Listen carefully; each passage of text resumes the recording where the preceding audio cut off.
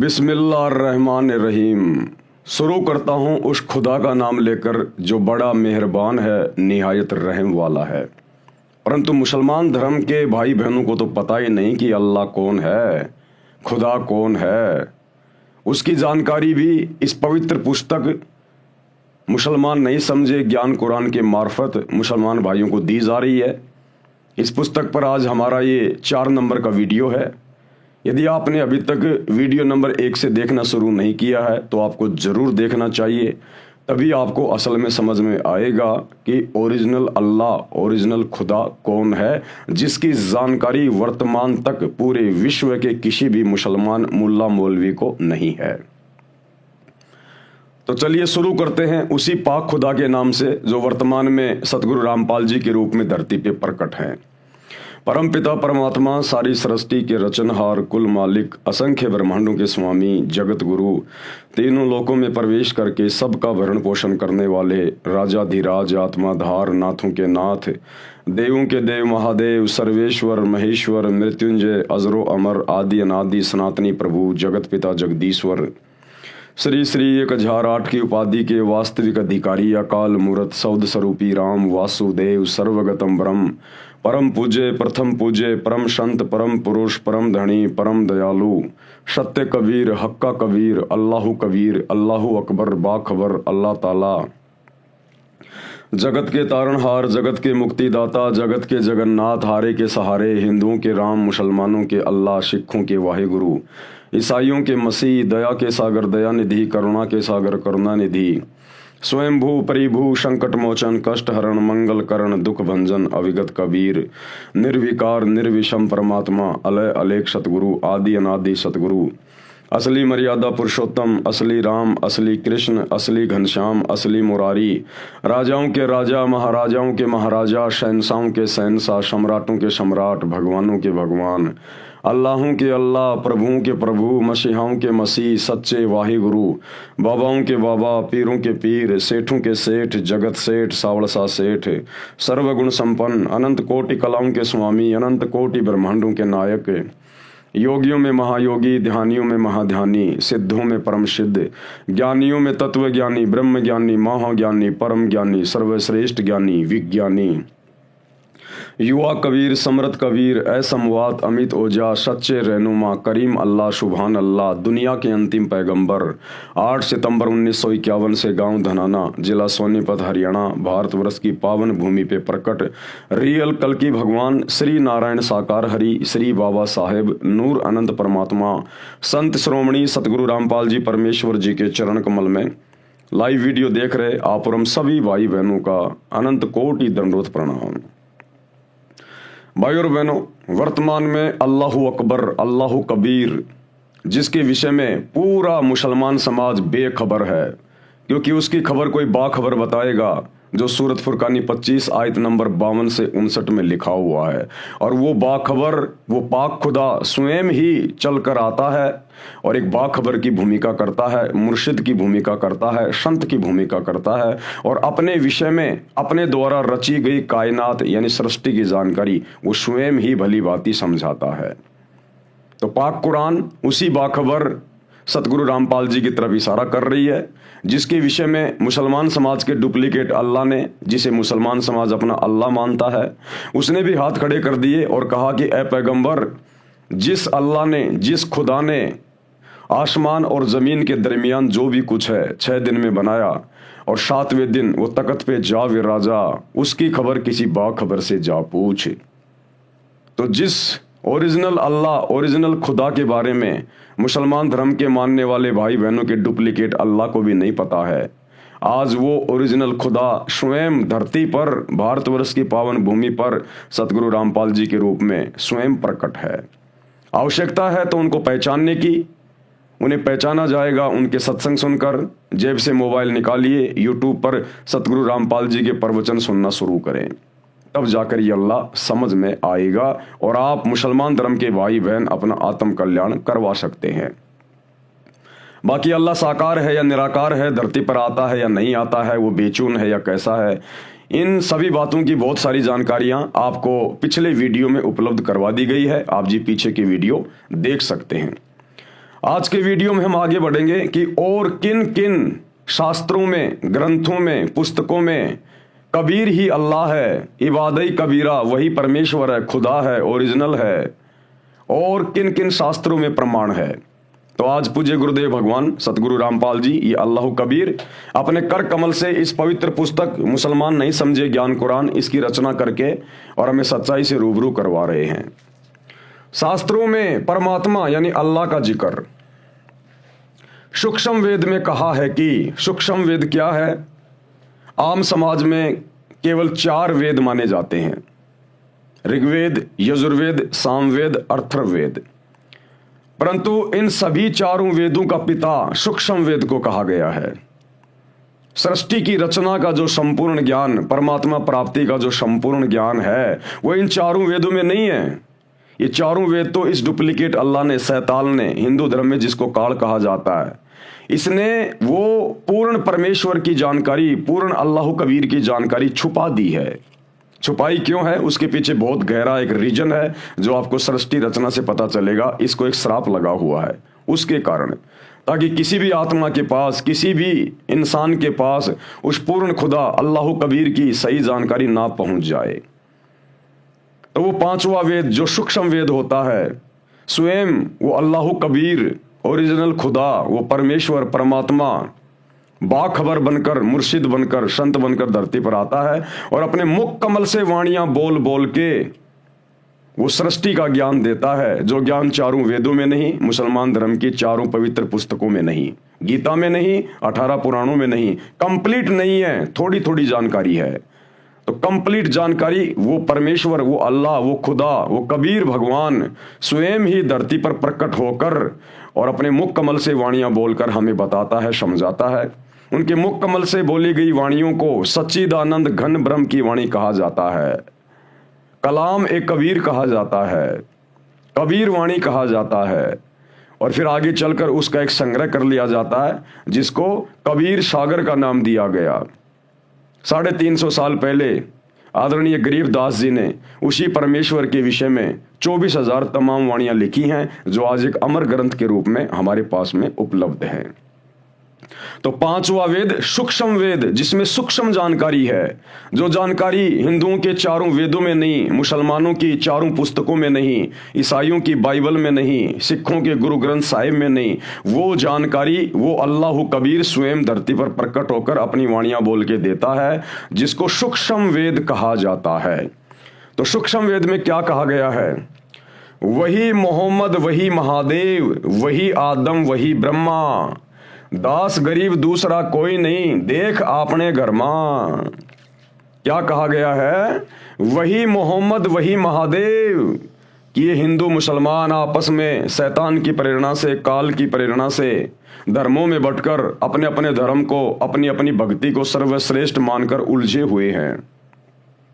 लेकिन सूक्ष्म वेद में अल्लाह कबीर ने कंप्लीट जानकारी दी है और कहा है कि लड़ो मत, झगड़ो मत। यहां की 21 ब्रह्मांड की सृष्टि जो शैतान चला रहा है, ये डुप्लीकेट अल्लाह चला रहा है, जिसने गीता जी का ज्ञान महाभारत के युद्ध के दौरान श्री कृष्ण में प्रवेश करके अर्जुन को दिया, और उधर हजरत मोहम्मद के ऊपर जिसने कुरान शरीफ की आयतें नाजिल की, ये एक ही है। इसको चाहे डुप्लीकेट अल्लाह कहो, चाहे शैतान कहो, चाहे काल कहो, चाहे इसको क्षर ब्रह्म कहो, ज्योति निरंजन कहो, ये एक ही शक्ति है जो अपने आप में यहां पर अल्लाह यानी भगवान बन के बैठा हुआ है।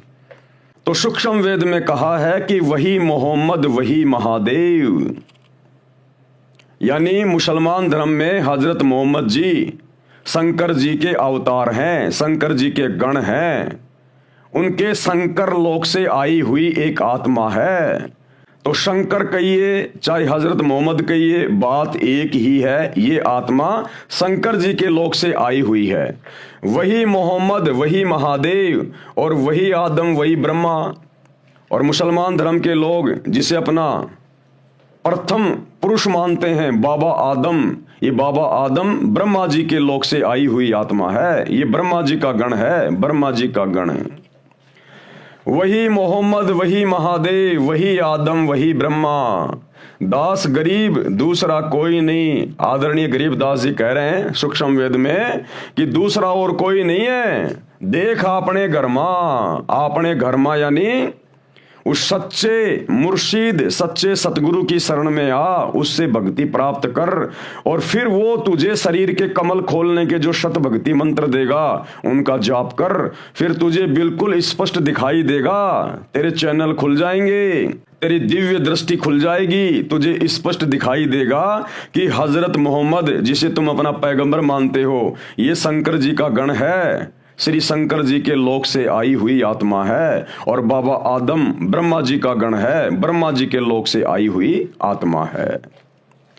भावार्थ, मुसलमान धर्म के प्रवर्तक हजरत मोहम्मद जी भगवान शिव के लोक से आए पुण्यकर्मी आत्मा थे जो परंपरागत साधना ही एक गुफा में बैठकर किया करते थे।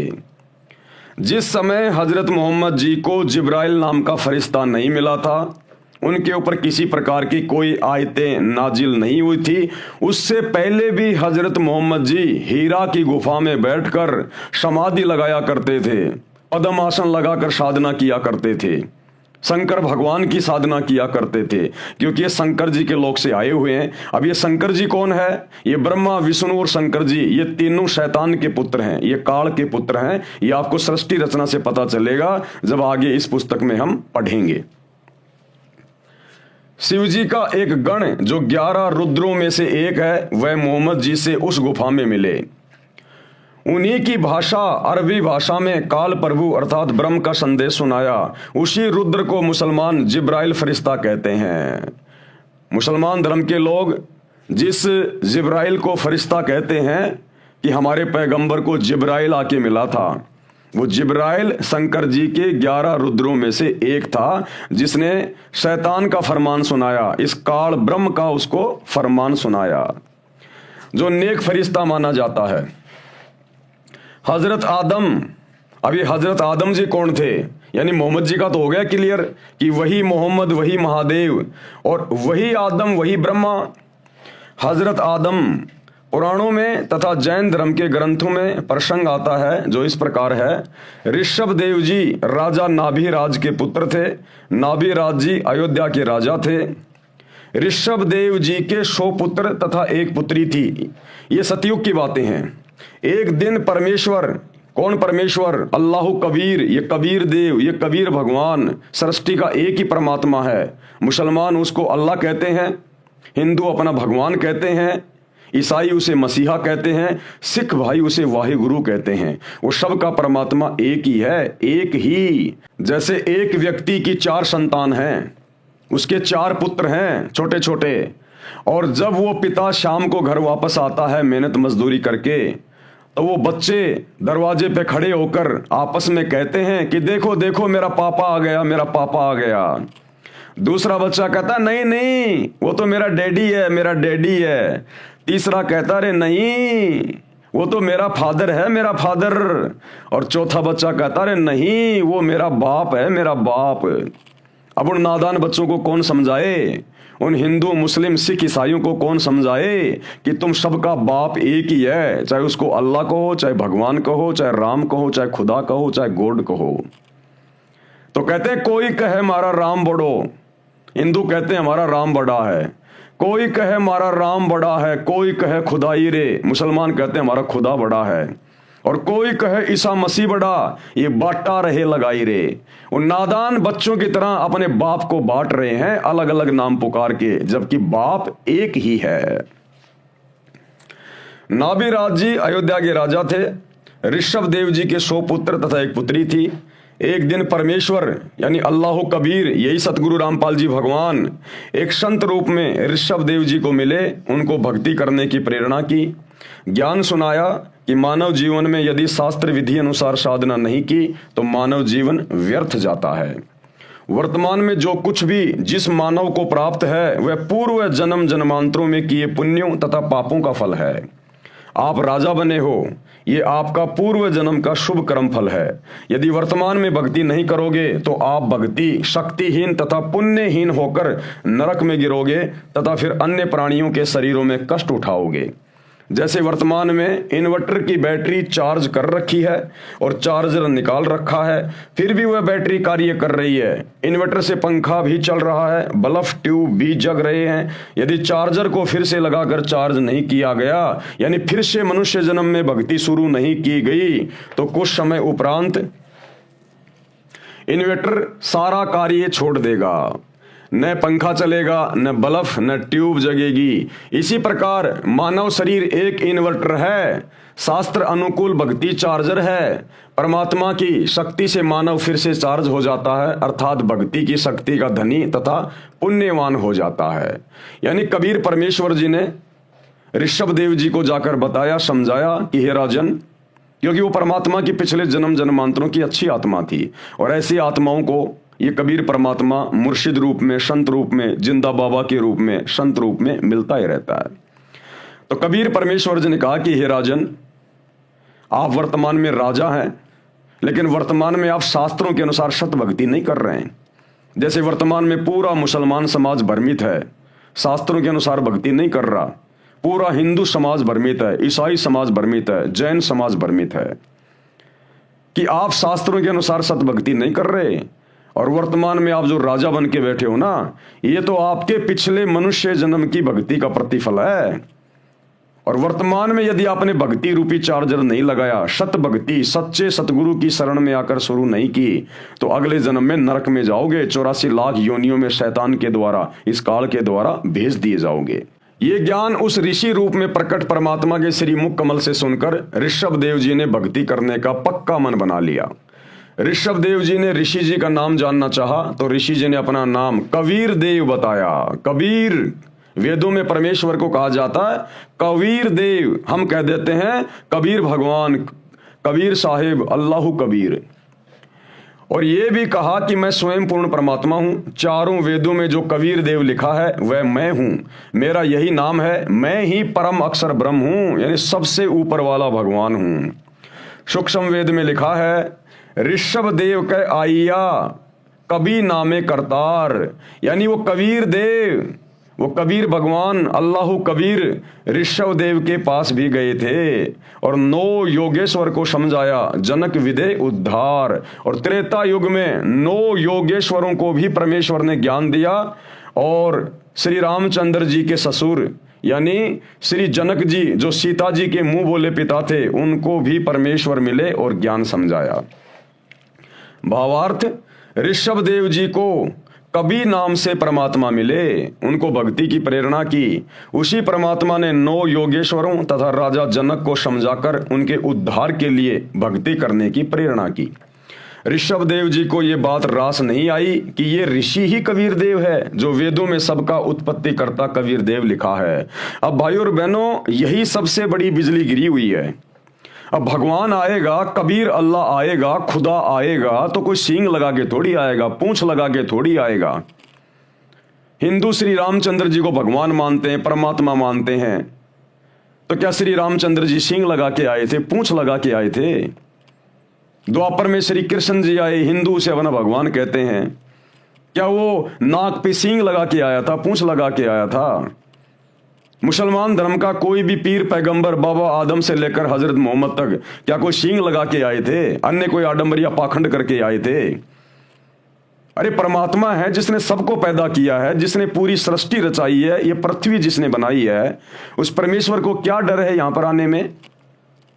लेकिन जब वो परमात्मा यहां आता है आप और हमें समझाने के लिए, क्योंकि परमात्मा क्यों आएगा, खुदा क्यों आएगा? आप और हमें समझाने के लिए आएगा, हमें ज्ञान देने के लिए आएगा, क्योंकि हम सभी आत्माएं भटकी हुई हैं। हम इस शैतान के चक्कर में, इस काल के चक्कर में अपने सुखमय स्थान, उस 7वें आसमान वाले स्थान जन्नत, ओरिजिनल सतलोक को छोड़ के आ गए। यहां पर इस शैतान ने हमारे को भ्रमित किया, वहां पर हमारे को परमेश्वर से, अल्लाह कबीर से दूर किया। तो गुरुदेव भगवान, वो कबीर परमात्मा हमारी उन तमाम गलतियों को माफ करते हुए हमें वहां फिर ले जाने के लिए आते हैं, और यहां तरह तरह के रूप धारण करके हमें सच्चा ज्ञान देते हैं, शास्त्रों के अनुसार ज्ञान देकर, प्रमाण देकर समझाने का प्रयास करते हैं। लेकिन उस समय तक इस काल शैतान ने अपने नकली धर्म गुरुओं के माध्यम से, मुल्ला मौलवियों के माध्यम से, पंडित आचार्य शंकराचार्यों के माध्यम से पूरे भगत समाज में यह गलत धारणा फैला दी होती है कि भगवान तो निराकार है, अल्लाह तो बेचून है, अल्लाह दिखाई नहीं देता, अल्लाह धरती पे नहीं आता। तो जब वो ओरिजिनल अल्लाह, वो कबीर परमात्मा संत रूप में, मुर्शिद रूप में धरती पे आता है और अपना सच्चा ज्ञान देता है, तो जल्दी से आत्माएं स्वीकार नहीं कर पाती हैं, क्योंकि पुराना रंग, वो अज्ञान का, धर्म के ठेकेदारों के द्वारा जो चढ़ाया हुआ होता है, वो जल्दी से उतर नहीं पाता। लेकिन लगातार उनके सत्संग प्रवचन सुनते रहने से वो अज्ञान एक दिन साफ हो जाता है और स्पष्ट रूप से वो परमेश्वर उन आत्माओं को दिखाई देने लगता है। तो भाई और बहनों, थोड़ा सा दिमाग पे जोर डालिए। सतगुरु रामपाल जी का मकसद क्या है?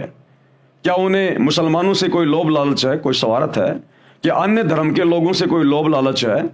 जो इतनी मोटी मोटी 500-500 पेज की पुस्तकें लिख रहे हैं, 30 साल से दिन रात सत्संग कर रहे हैं, क्या स्वार्थ है उनका? वो हमारा पिता है, हमारा बाप है, अल्लाह कबीर है। वो अपनी आत्माओं के लिए ये प्रयास कर रहा है, क्योंकि उसे स्पष्ट दिखाई देता है ये मनुष्य जन्म केवल भक्ति के लिए मिलता है, उसी अल्लाह कबीर की रजा से मिला है। अन्यथा ये शैतान, ये काल हमें 84 लाख योनियों से बाहर नहीं निकलने दे। लेकिन उस अल्लाह कबीर सच्चे खुदा की रहमत से हमें 84 लाख योनियां भोगने के बाद एक मनुष्य शरीर मिलता है। ये चाहे मुसलमान हो, चाहे हिंदू हो, चाहे सिख हो, चाहे ईसाई हो, पूरी दुनिया में 4000 के आसपास धर्म है। हर धर्म के व्यक्ति एक ही प्रोसीजर से माँ के पेट से गंदगी में लिपट के बाहर आते हैं। वो अल्लाह कबीर, वो परमात्मा किसी को हिंदू मुसलमान बना के नहीं भेजता। इस शैतान ने हमें बांटा हुआ है ताकि हम उस सच्चे परवरदिगार की पहचान ना कर लें जब वो धरती पर आकर ज्ञान देता है। तो थोड़ा सा दिमाग पर जोर डालिए। सतगुरु रामपाल जी के प्रवचन घर बैठे मोबाइल पर, यूट्यूब पर सुनना शुरू कीजिएगा एक बार। ये बात रास नहीं आई कि ये ऋषि ही कबीर देव है, जो वेदों में सबका उत्पत्ति करता कबीर देव लिखा है, परंतु भक्ति करने का दृढ़ मन बना लिया। एक तपस्वी ऋषि से दीक्षा लेकर ओम नाम का जाप तथा हठ योग किया। ऋषभ देव जी का बड़ा पुत्र भरत था, भरत का पुत्र मारीची था। ऋषभ देव जी ने पहले 1 वर्ष तक निराहार यानी भूखा रहकर तप किया, जो शास्त्रों के विरुद्ध था। किसी भी शास्त्र में रोजे करने का, व्रत करने का कहीं नहीं लिखा हुआ। ये केवल मनमाना आचरण है, मनमाना आचरण। फिर 1000 वर्ष तक घोर तप किया। ये तप करना भी किसी भी धर्म की पवित्र पुस्तकों में नहीं लिखा हुआ है, नकली धर्म गुरुओं के द्वारा काल प्रेरणा से, शैतान की प्रेरणा से। क्योंकि शैतान का, इस काल का तो एक ही काम है कि हम उल्टी साधना में लगे रहें और अपने कर्म फोड़ते रहें, अपना ये अनमोल मनुष्य शरीर और ये समासें बर्बाद करते रहें। तपस्या समाप्त करके अपने पुत्र अर्थात भरत के पुत्र मारीची को प्रथम धर्म उपदेशना यानी दीक्षा दी। ये मारीची वाली आत्मा 24वें तीर्थ कर महावीर जैन जी हुए थे। ऋषभ देव जी ने जैन धर्म नहीं चलाया, ये तो श्री महावीर जैन जी से चला है। वैसे श्री महावीर जी ने भी किसी धर्म की स्थापना नहीं की थी, केवल अपने अनुभव को अपने अनुयायियों को बताया था। जिस प्रकार श्री हजरत मोहम्मद जी ने कोई मुसलमान धर्म नहीं चलाया, कोई इस्लाम धर्म नहीं चलाया, उन्होंने केवल एक पंथ चलाया था जिस पंथ में बुराइयां नहीं थी, मांस नहीं खाया जाता था, शराब नहीं पी जाती थी, ब्याज नहीं लिया जाता था, चोरी नहीं की जाती थी, केवल एक परमात्मा की पूजा की जाती थी, जैसा भी उनको ज्ञान था। तो हजरत मोहम्मद ने कोई धर्म नहीं चलाया था, केवल एक पंथ चलाया था। लेकिन आगे चलकर शैतान ने इसको एक धर्म का रूप दे दिया। ऋषभ देव जी ओम नाम का जाप यानी ओंकार बोलकर करते थे, क्योंकि वेदों में और गीता में केवल एक ही मंत्र है, ओम, और कोई मंत्र नहीं है जाप करने का चारों वेदों में और गीता में। और ये ओम मंत्र केवल शैतान का है, इस काल का है।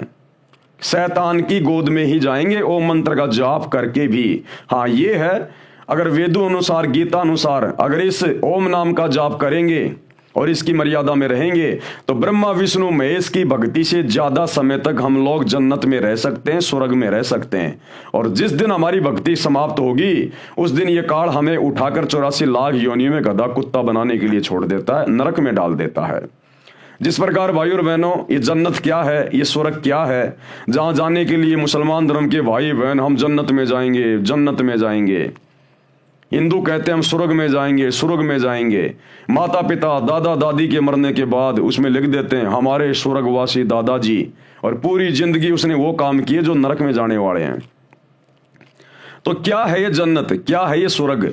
गुरुदेव भगवान ने समझाया, जैसे कोई धनी व्यक्ति और साल भर अपने क्षेत्र में कार्य करता है, नौकरी करता है, थोड़े बहुत पैसे जमा करता है, फिर गर्मी के दिनों में वो अपने बच्चों को लेकर शिमला, ऊटी, मनाली इधर छुट्टियां मनाने चला जाता महीने 2 महीने के लिए। वहां जाकर एक होटल को किराए पे ले लेता है और वहां पर पैसे जमा करवाता है। एक होटल किराए पे ले लिया और जितने भी दिन वो वहां रहेंगे कोई काम नहीं करेंगे, केवल सारा दिन घूमना फिरना, मौज मस्ती करना, होटल में खाना पीना, लेकिन पैसे उसी के खर्च हो रहे हैं। और जब उसके पैसे खर्च हो जाएंगे, होटल वाला बोलेगा भैया या तो पैसे जमा करो या फिर अपना बोरिया बिस्तर यहां से उठाओ। अगर और पैसे हैं तो जमा करवा देगा और थोड़े दिन रह लेगा, अन्यथा उसके बाद फिर वापस अपने उसी वो कर्म क्षेत्र में आ जाता है। बच्चे घर पे बैठ जाएंगे, वो अपनी नौकरी पे जाएगा। इसी प्रकार ये स्वर्ग और ये जन्नत है, ये पृथ्वी लोक। यहां पर हम जैसे भी भक्ति करेंगे, साधना करेंगे, दान पुण्य करेंगे, धर्म कर्म करेंगे, जितनी भी हमारी भक्ति बनती है, हमारे दान पुण्य बनते हैं, तो वो भक्ति धन लेकर ये शरीर छोड़ने के बाद हम ऊपर जाते हैं धर्मराज के दरबार में, और वहां धर्मराज हमारा अकाउंट करेगा, किसने कैसी भक्ति की, कितनी भक्ति की, किसके पास में कितना भक्ति धन है। क्योंकि यहां का धन हम ऊपर लेकर नहीं जा सकते, और ना यहां का धन ऊपर चलता है। जब पाकिस्तान का पैसा हिंदुस्तान में नहीं चलता, हिंदुस्तान का पैसा अमेरिका में नहीं चलता, तो यहां का पैसा वहां ऊपर कैसे चलेगा? वहां तो भक्ति धन चलेगा।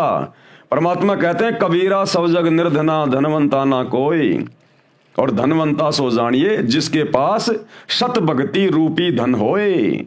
और ये शत भक्ति रूपी धन जमा होता है केवल सतगुरु की शरण में आकर भक्ति करने से। तो जब ऊपर जाएंगे धर्मराज देखेगा भैया तेरे को मनुष्य शरीर दिया था भक्ति करने के लिए, अरे बाकी कर्म तो जानवर भी कर ही रहे हैं, बच्चे पैदा करना, उनका पालन पोषण करना, अंत में मर जाना, ये काम तो जानवर भी करता है, पशु पक्षी भी करते हैं। तू क्या करके आया? क्या वही जानवर वाले कर्म करके आया, या तेरे को जो ये मनुष्य शरीर दिया था भक्ति करने के लिए, सच्चे खुदा की सच्ची इबादत करने के लिए, कुछ किया नहीं की? तो वहां जाकर ये नीची गर्दन कर देता है, मुझे तो पता ही नहीं था कौन अल्लाह था, कौन भगवान था, कौन परमात्मा था। मैं तो वही पत्थरों की, मज़ारों की, मस्जिदों की, मंदिरों की, देवी देवताओं की पूजा में लगा रहा। तो जैसा भी काल तक की साधना करके थोड़ा बहुत भक्ति धन ये लेके जाता है, उस आधार से सबसे पहले इसको जन्नत में भेजा जाता है, स्वर्ग में भेजा जाता है कि भैया तेरी इतनी भक्ति है और 20 साल या 100 साल तू जन्नत में रहेगा। वहां ऑटोमेटिक सिस्टम होता है सारा, उनकी विज्ञान बहुत जबरदस्त है, देवताओं की विज्ञान यहां की विज्ञान से लाखों गुना उत्तम है। तो ऑटोमेटिक होता है वहां पर सारा काम। तो जब तक उस भगत के, वो चाहे हिंदू हो चाहे मुसलमान हो, वहां धर्मराज के दरबार में नंगा होके एक लाइन में खड़ा होता है, वहां कोई हिंदू मुस्लिम नहीं चलता।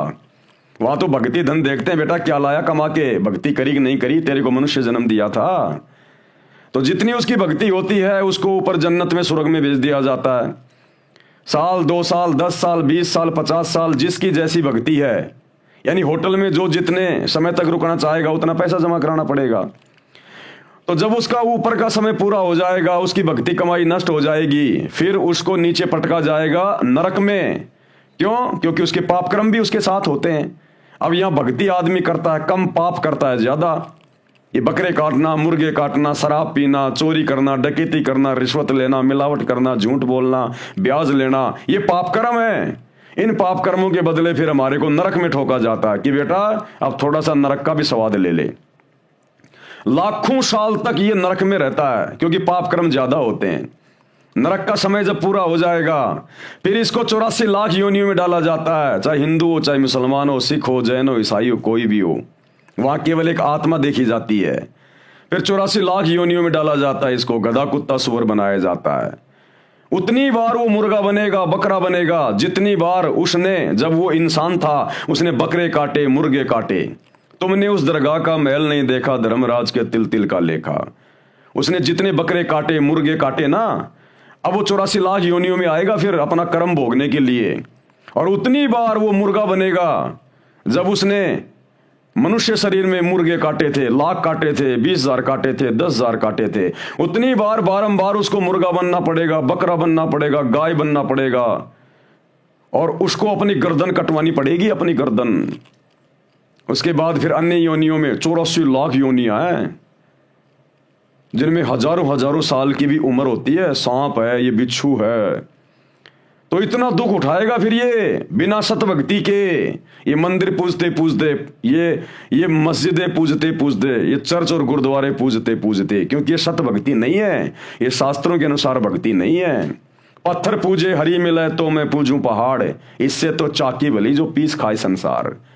तो वो सच्ची भक्ति देने के लिए, जिस भक्ति को अपनाने के बाद ना मुसलमान कभी नरक में जाएगा, ना 84 लाख योनियों में जाएगा, ना हिंदू ये कष्ट उठाएगा, और 7वां आसमान जिसे मुसलमान कहते हैं लेकिन जानते नहीं, वो सतलोक है, उस अल्लाह कबीर का धाम, लोक, सचखंड, जिसको नानक जी ने सचखंड कहा है, जहां जाने के बाद कभी हमारी मृत्यु नहीं होती, कभी वहां पर हम बूढ़े नहीं होते, कोई काम नहीं करना पड़ता, ना वहां गधा कुत्ता बनना पड़ता, केवल सुख ही सुख है, ठाट बाट है, ऐसा ही शरीर है, ऐसा ही हमारा परिवार है, ऐसी मौज मस्ती है।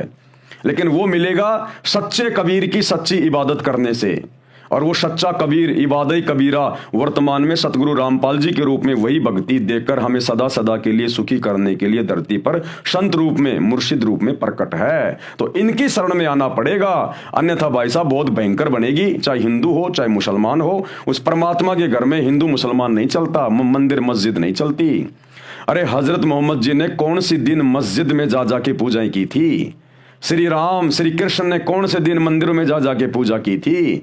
ये तो वर्तमान के पेट भर नकली अज्ञानी मुल्ला मौलवी धर्म गुरुओं ने, आचार्य शंकराचार्यों ने समाज को भ्रमित कर रखा है। तो भाई और बहनों, शास्त्रों के अनुसार भक्ति करोगे तब हमारे को सदगति मिलेगी, आत्मा का कल्याण होगा, वो चाहे हिंदू की हो चाहे मुसलमान की हो। और वो सतभक्ति वर्तमान में केवल अल्लाह कबीर सतगुरु रामपाल जी के पास है।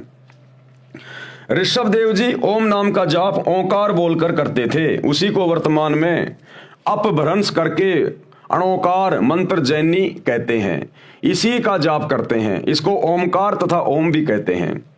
हम अपने मुख्य पॉइंट पे आते हैं। जैन धर्म ग्रंथ में तथा जैन धर्म के अनुयायियों द्वारा लिखित पुस्तक आओ जैन धर्म को जाने, उसमें लिखा है कि ऋषभ देव जी, जैनी उन्हीं को आदिनाथ कहते हैं। जैन धर्म के लोग जो आदिनाथ कहते हैं ना, वो ऋषभ देव जी को कहते हैं। तो वो ऋषभ देव जी वाली आत्मा कौन थी? वो ऋषभ देव की आत्मा ही बाबा आदम की आत्मा थी। वो उससे पहले बाबा आदम के शरीर में था वो ऋषभ देव। जैन धर्म ग्रंथ में तथा जैन धर्म के अनुयायियों द्वारा लिखित पुस्तक आओ जैन धर्म को जाने, उसमें लिखा है कि ऋषभ देव जी वाला जीव ही, यानी वही आत्मा बाबा आदम रूप में जन्मा था।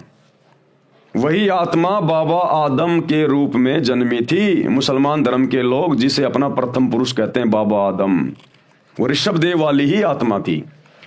अब उसी सूक्ष्म वेद की वाणी का सरलार्थ करता हूं। वही मोहम्मद, वही महादेव, चाहे हजरत मोहम्मद कहिए चाहे शंकर जी कहिए, दोनों एक ही हैं। शंकर जी के ही गण थे हजरत मोहम्मद। और वही आदम, वही ब्रह्मा, और बाबा आदम ये ब्रह्मा जी के लोक से आई हुई उनकी आत्मा थी। और दास गरीब दूसरा कोई नहीं, देख आपने घर मां, यानी सच्चे सतगुरु, सच्चे मुर्शिद अल्लाह कबीर सतगुरु रामपाल जी से भक्ति ले लो, उपदेश ले लो, उनके द्वारा बताए गए शत भक्ति मंत्रों का जाप करो, तुम्हें अंदर ही अंदर दिखाई देगा जैसे टीवी चैनल में दिखाई देता है। यानी मैच कहीं पे हो रहा है, लाइव प्रोग्राम कहीं चल रहा है, और हम अपने घर बैठे मोबाइल में देख रहे हैं। इसी प्रकार जब आप सतगुरु रामपाल जी से भक्ति लोगे तो आपकी सिद्धियां ऑन हो जाएंगी। आप लोगों को अपने शरीर में दिखाई देने लगेगा सारा सब कुछ, कौन किसकी आत्मा है, कहां से आया कहां से गया है। बाबा आदम जी श्री ब्रह्मा जी देवता के लोक से आए थे, क्योंकि मानव जन्म में की गई साधना के अनुसार, प्राणी भक्ति अनुसार ऊपर तीनों देवताओं श्री ब्रह्मा जी, श्री विष्णु जी तथा श्री शिव जी के लोकों में बारी बारी जाता है। क्योंकि भाई और बहनों, जब आप सृष्टि रचना पढ़ोगे तो आप लोगों को पता चलेगा कि पूरी सृष्टि की एकमात्र जो परम शक्ति है वो तो है ये कबीर भगवान। उसके बाद इस शैतान ने, इस काल ने उस कबीर भगवान के सतलोक में एक बहुत बड़ी गलती कर दी और इसकी गलती में हमने भी सहयोग दे दिया। हम जितने भी आत्माएं हैं यहाँ, चाहे किसी भी धर्म की हो, चाहे ये पशु हो, पक्षी हो, इन शरीरों में जितनी भी आत्मा, जितनी भी रूहें हैं, इन सब ने सतलोक में काल को सहमति व्यक्त कर दी। तो परमेश्वर ने, अल्लाह कबीर ने हम सबको इस शैतान के साथ में अलग से 21 ब्रह्मांड इसको देकर हमें सतलोक से दूर भेज दिया, यहाँ पर 16 संकोश की दूरी पर। अब इस शैतान ने क्या किया, इसने अपनी पत्नी दुर्गा के साथ में शारीरिक संबंध बनाए और 3 बेटे उत्पन्न किए, ब्रह्मा, विष्णु, महेश। और इस काल को, इस शैतान को मुसलमान भाई जिसे अपना अल्लाह कहते हैं, इसको कबीर भगवान ने, सच्चे खुदा ने इसको श्राप दे दिया था कि तू प्रतिदिन 1 लाख मानव शरीर खाएगा, उनके सूक्ष्म शरीर की वासना खाएगा। तो इसको श्राप लगा हुआ है, जिस कारण से इसकी मजबूरी हो गई मनुष्य उत्पन्न करना। तो इसने 3 पुत्र पैदा किए दुर्गा जी के साथ मिलकर, ब्रह्मा, विष्णु, महेश। और खुद ये गुप्त रहने लगा। दुर्गा से कहा कि अब मैं किसी के सामने नहीं आऊंगा और सारी व्यवस्था तू संभालेगी और मेरे विषय में किसी को मत बताना और ना मैं किसी को दर्शन दूंगा, क्योंकि दर्शन देगा तो हकीकत का पता चल जाएगा। इसका चेहरा बहुत ज्यादा विकराल है, भूंडा चेहरा इसका, ओछा माथा, लंबे दांत, काला कलूटा, देखते आदमी डर जाए। जैसे महाभारत के युद्ध में इसने अर्जुन को दर्शन दिए थे, विराट रूप दिखाया था, उसका कलेजा फट गया था कि ये भगवान अपना ये विराट रूप समेट लो, नहीं तो मेरा कलेजा फट जाएगा। तो इसने सौगंध खा रखी है कि मैं किसी के सामने प्रकट नहीं होऊंगा, चाहे कुछ भी कर ले वो। तो इसने सारी व्यवस्था अपनी पत्नी दुर्गा को संभाला दी और 3 पुत्र इसने दुर्गा के माध्यम से पैदा कर दिए शारीरिक संभोग के द्वारा, और कहा कि अब ये 3 बेटे मेरे लिए भोजन का बंदोबस्त करेंगे, सारी व्यवस्था को ये संभालेंगे अब नीचे।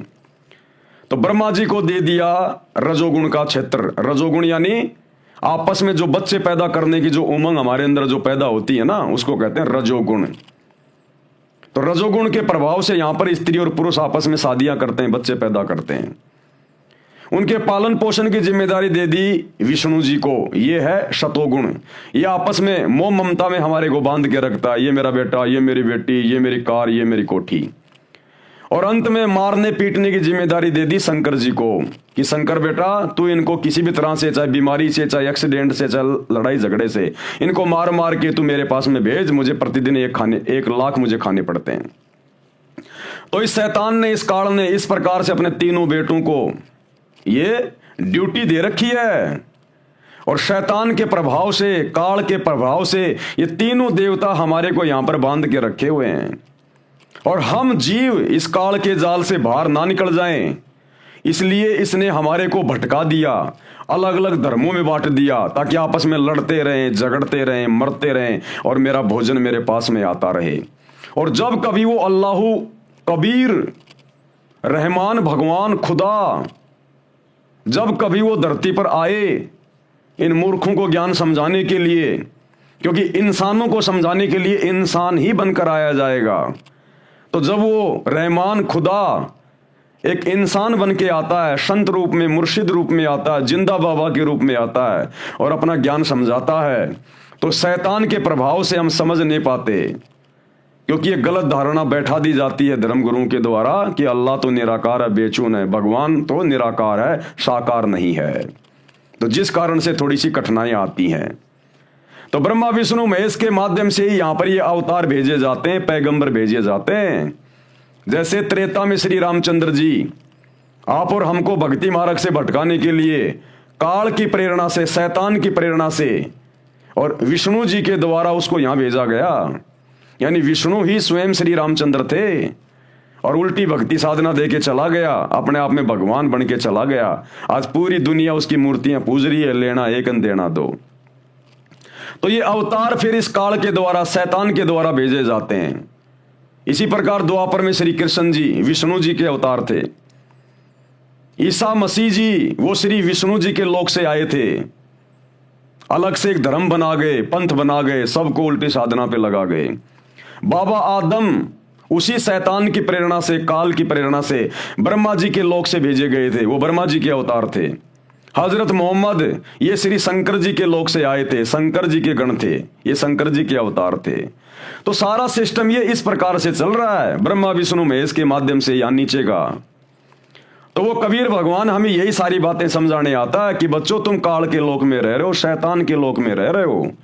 ये अपने स्वार्थ के लिए तुम्हारे को धर्मों में, जातियों में, संप्रदायों में, देश में आपस में ये टुकड़े बना दिए इसने। एक देश की सीमा, दूसरे देश की सीमा, लड़ो झगड़ो, लगाओ फोर्स पुलिस, करो युद्ध, गृह युद्ध, महायुद्ध, और आते रहो मेरे मुंह में। और तुम्हें आपस में बांध के रखता है, ये लड़ा झगड़ा के रखता है। तुम्हें इतना बिजी कर दिया ताकि तुम मेरी बातों को ना सुन सको। और जब मैं कभी धरती पर आऊं तो तुम मेरे से वाद विवाद करो कि भगवान तो निराकार है, तू काहे का भगवान है, तू काहे का परमात्मा है। इसलिए वो कबीर भगवान यहां पर हम इंसानों को समझाने के लिए इंसान की तरह बन के आता है, क्योंकि वो हमारा बाप है, हमारा पिता है, उसको दर्द है, उसको तकलीफ है, शैतान को तकलीफ नहीं है। तो वर्तमान में वो हमारा बाप, सभी धर्मों का बाप, वो अल्लाह, वो पिता, वो खुदा सतगुरु रामपाल जी के रूप में धरती पर प्रकट है। भाई और बहनों, थोड़ा ठंडे दिमाग से विचार करो, नहीं तो एक बार ये शरीर छूट गया ना, फिर ये 84 लाख योनियों में डाल देगा, गधा कुत्ता बना देगा। फिर गधे कुत्ते को नहीं पता कौन अल्लाह, कौन राम है, क्या भक्ति है, क्या भगवान है, कष्ट भोगो फिर। तो सत्संग सुनो और ये धर्म और जातियों की जंजीरों से जिसमें आप और हमारे को शैतान ने, काल ने जकड़ रखा है, इनको तोड़ो, इससे बाहर निकलो। सतगुरु रामपाल जी ये नहीं कहते कि तुम मेरे से नाम लेके तुम लोग अपना मुसलमान धर्म छोड़ दो, हिंदू धर्म छोड़ दो, नहीं। वो कहते तुम अपने धर्म में रहो, अपने घर में रहो, अपना काम धंधा करो, अपने बच्चों के साथ रहो, लेकिन भक्ति वो करो जो मैं तुम्हें दे रहा हूं, ताकि मरने के बाद में तुम्हारी सदगति हो, गधे कुत्ते बनने से तुम बच जाओ। और ये बुराइयां छोड़ दो जो बुराइयां शैतान ने लगा रखी हैं। ये जीव हत्या करना, मांस खाना, शराब पीना, चोरी करना, झूठ बोलना, व्यभिचार करना, ये बुराइयां हैं, ये काल का भोजन है। हमारे सूक्ष्म शरीर का यही तो वासना खाता है वो, जो पूरे जीवन में हम उल्टे सीधे कुकर्म करते हैं, खट्टा मीठा आहार करते हैं, मांस खाते हैं, शराब पीते हैं, नशा करते हैं। इस शरीर के अंदर एक सूक्ष्म शरीर है, उसमें ये वासना जमा हो जाती है, उसको मन खाता है। तो शरीर छूटने के बाद में ये ऊपर का जो शरीर है, स्थूल शरीर, हाड़ मांस का, इसको तो यहीं पे जला दिया जाएगा, दफना दिया जाएगा। अंदर इसके सूक्ष्म शरीर है जिसको आत्मा कहते हैं, ये जाएगी ऊपर तपस्या पर, इसको भून के खाएगा वो। आत्मा मरती नहीं है फिर, लेकिन कष्ट बहुत होता है। तो फिर ये वासना निकाल निकाल के खाएगा, फिर धर्मराज के दरबार में भेजेगा, वहां पर फिर देखेगा तेरी भक्ति कितनी है, तेरे को स्वर्ग में, जन्नत में तेरे को कितने दिन रखा जाए, नरक में तेरे को कितने दिन डाला जाए, गधे कुत्ते तेरे को कितनी बार बनाया जाए। फिर यही चक्कर पूरा चलता रहता है शैतान की भक्ति में, काल की भक्ति में। तो इस महाचक्कर से, कुचक्कर से निकालने के लिए वो अल्लाह कबीर, इबादत कबीरा, जिसका हर धर्म ग्रंथों में जिक्र है, आज उसी पे तो वीडियो बन रहा है, वो आता है यहाँ पर संत रूप में और हमें आकर ज्ञान देता है, हम तक ये संदेश पहुंचाता है। अन्यथा सतगुरु रामपाल जी को क्या पड़ी मेरे भाई, ये इतनी मोटी मोटी पुस्तकें मुसलमान धर्म के लोगों को समझाने के लिए, हिंदू धर्म के लोगों को समझाने के लिए 30 साल से सत्संग कर रहे हैं दिन रात एक करके, क्योंकि वो हमारा पिता है सभी धर्मों का। तो भाई और बहनों, विचार करो, थोड़ा सत्संग सुनना शुरू करो, ठंडे दिमाग से सोचो। तो परमात्मा हकीकत बता रहे हैं कि आदम जी कौन थे, मोहम्मद जी कौन थे। बाबा आदम श्री ब्रह्मा जी देवता के लोक से आए थे, क्योंकि मानव जन्म में की गई साधना के अनुसार, प्राणी भक्ति अनुसार ऊपर तीनों देवताओं श्री ब्रह्मा जी, श्री विष्णु जी तथा श्री शिव जी के लोकों में बारी बारी जाता है। अपने पुण्य क्षीण होने पर, यानी खत्म होने पर, दोबारा से पृथ्वी पर संस्कारवश जन्म लेता है। कभी वो हिंदू बनता है, कभी मुसलमान बनता है। जरूरी नहीं है मुसलमान है तो मुसलमान ही बनेगा, स्त्री है तो स्त्री बनेगी, नहीं, वो पुरुष भी बन जाएगा, वो हिजड़ा भी बन जाएगा, कभी स्त्री बनेगा, कभी आदमी बनेगा, कभी मुसलमान धर्म में जन्म लेगा, कभी हिंदू धर्म में जन्म लेगा। आज कोई मुसलमान धर्म में जन्म लेकर कट्टर मुस्लिम बना हुआ है, मरने के बाद 84 लाख योनियां भोगने के बाद फिर हो सकता अपने संस्कारवश वो हिंदू धर्म में जन्म ले लेगा। अब पहले तो मुसलमान धर्म में था, मुस्लिम था, कट्टर था, अब हिंदू धर्म में जन्म लेके जय श्री राम का झंडा उठा के घूम रहा है। तो ये काल हमारे को इस प्रकार से भ्रमित रखता है। अपने पुण्य यानी भक्ति नष्ट होने पर दोबारा से पृथ्वी पर संस्कारवश जन्म लेता है। संत गरीबदास जी गांव छुडानी जिला झज्जर हरियाणा प्रांत वाले को स्वयं ही वही परमात्मा मिले थे, वही कबीर देव, वही कबीर भगवान मिले थे जो ऋषभ देव जी को मिले थे। संत गरीबदास जी ने परमेश्वर के साथ ऊपर जाकर, यानी गरीबदास जी की आत्मा को निकालकर कबीर परमात्मा 350 साल पहले अपने सतलोक में लेकर गए थे। उन्हें सतलोक दिखाने के लिए गए थे ताकि वो आत्मा फिर नीचे आकर जो उसने परमात्मा के साथ जाकर ऊपर देखा, उसका लोक देखा, वो सतलोक, वो सचखंड, सातवां आसमान, वो कितना सुंदर है। वहां पर कभी मृत्यु नहीं होती। ऐसा ही हमारा परिवार है, आज भी है। हमारे पर्सनल विमान खड़े हैं वहां पर, हमारे महल हैं बड़े बड़े, हमारा नूरी शरीर है, कोई काम धंधा नहीं करना पड़ता। तो गरीबदास जी की आत्मा को उनके शरीर से निकालकर कबीर भगवान आप और हमें विश्वास दिलाने के लिए, उनको अपना गवाह बनाने के लिए कि मैं जो धरती पर आकर बता रहा हूं वही सत्य है, तो गरीबदास जी को सब कुछ दिखाया, सारे ब्रह्मांड दिखाए। श्री ब्रह्मा जी का लोक दिखाया, श्री विष्णु जी का लोक दिखाया, शंकर जी का लोक दिखाया, दुर्गा जी का लोक दिखाया, शैतान का लोक दिखाया जहां पर ये बैठा हुआ जीवों को भून भून के खाता है। और फिर सतलोक लेकर गए, पूरा सतलोक दिखाया और उसके बाद उनकी आत्मा को वापस छोड़ा। फिर आदरणीय गरीबदास जी ने 300 साल पहले विश्व की सभी भाषाओं से सम्मिलित सदग्रंथ साहिब की रचना की, जिसको अमर ग्रंथ कहते हैं, जो दुनिया का सबसे बड़ा ग्रंथ है, जिसमें 24,000 वाणियां हैं। गरीबदास जी अनपढ़ थे, वो कभी स्कूल नहीं गए, उनको अक्षर ज्ञान नहीं था, फिर भी उन्होंने पूरे विश्व की भाषाओं के शब्दों का अपने सदग्रंथ में समावेश किया है। अरबी, उर्दू, फारसी, चाइनीज, हर भाषा का, क्योंकि वो परमात्मा से परिचित हो गए थे, उनकी दिव्य दृष्टि खुल गई थी और उन्होंने खुली आंखों से सब कुछ लिखवाया उस ग्रंथ में, जिसको सूक्ष्म वेद कहते हैं। संत गरीबदास जी ने परमेश्वर के साथ ऊपर जाकर अपनी आंखों से सर्व व्यवस्था को देखा था। फिर बताया है कि आदम जी ब्रह्मा जी के लोक से आए थे, आदम जी ब्रह्मा जी के लोक से आए थे, ब्रह्मा के अवतार थे। मोहम्मद जी तमगुण शिव जी के अवतार थे। प्रिय पाठ को अवतार 2 प्रकार के होते हैं। नंबर 1, स्वयं वह प्रभु अवतार लेता है, जैसे श्री राम, श्री कृष्ण आदि के रूप में स्वयं श्री विष्णु जी अवतार धारकर आए थे। परंतु कपिल ऋषि जी, परशुराम जी को भी विष्णु जी के अवतारों में गिना जाता है। ये स्वयं श्री विष्णु जी नहीं थे, विष्णु लोक से आए देव आत्मा थे। उनके पास कुछ शक्ति विष्णु जी की थी, क्योंकि वे उन्हीं के द्वारा भेजे गए थे। इसी प्रकार हजरत मोहम्मद जी श्री शिव जी के लोक से आए देव आत्मा यानी अवतार थे।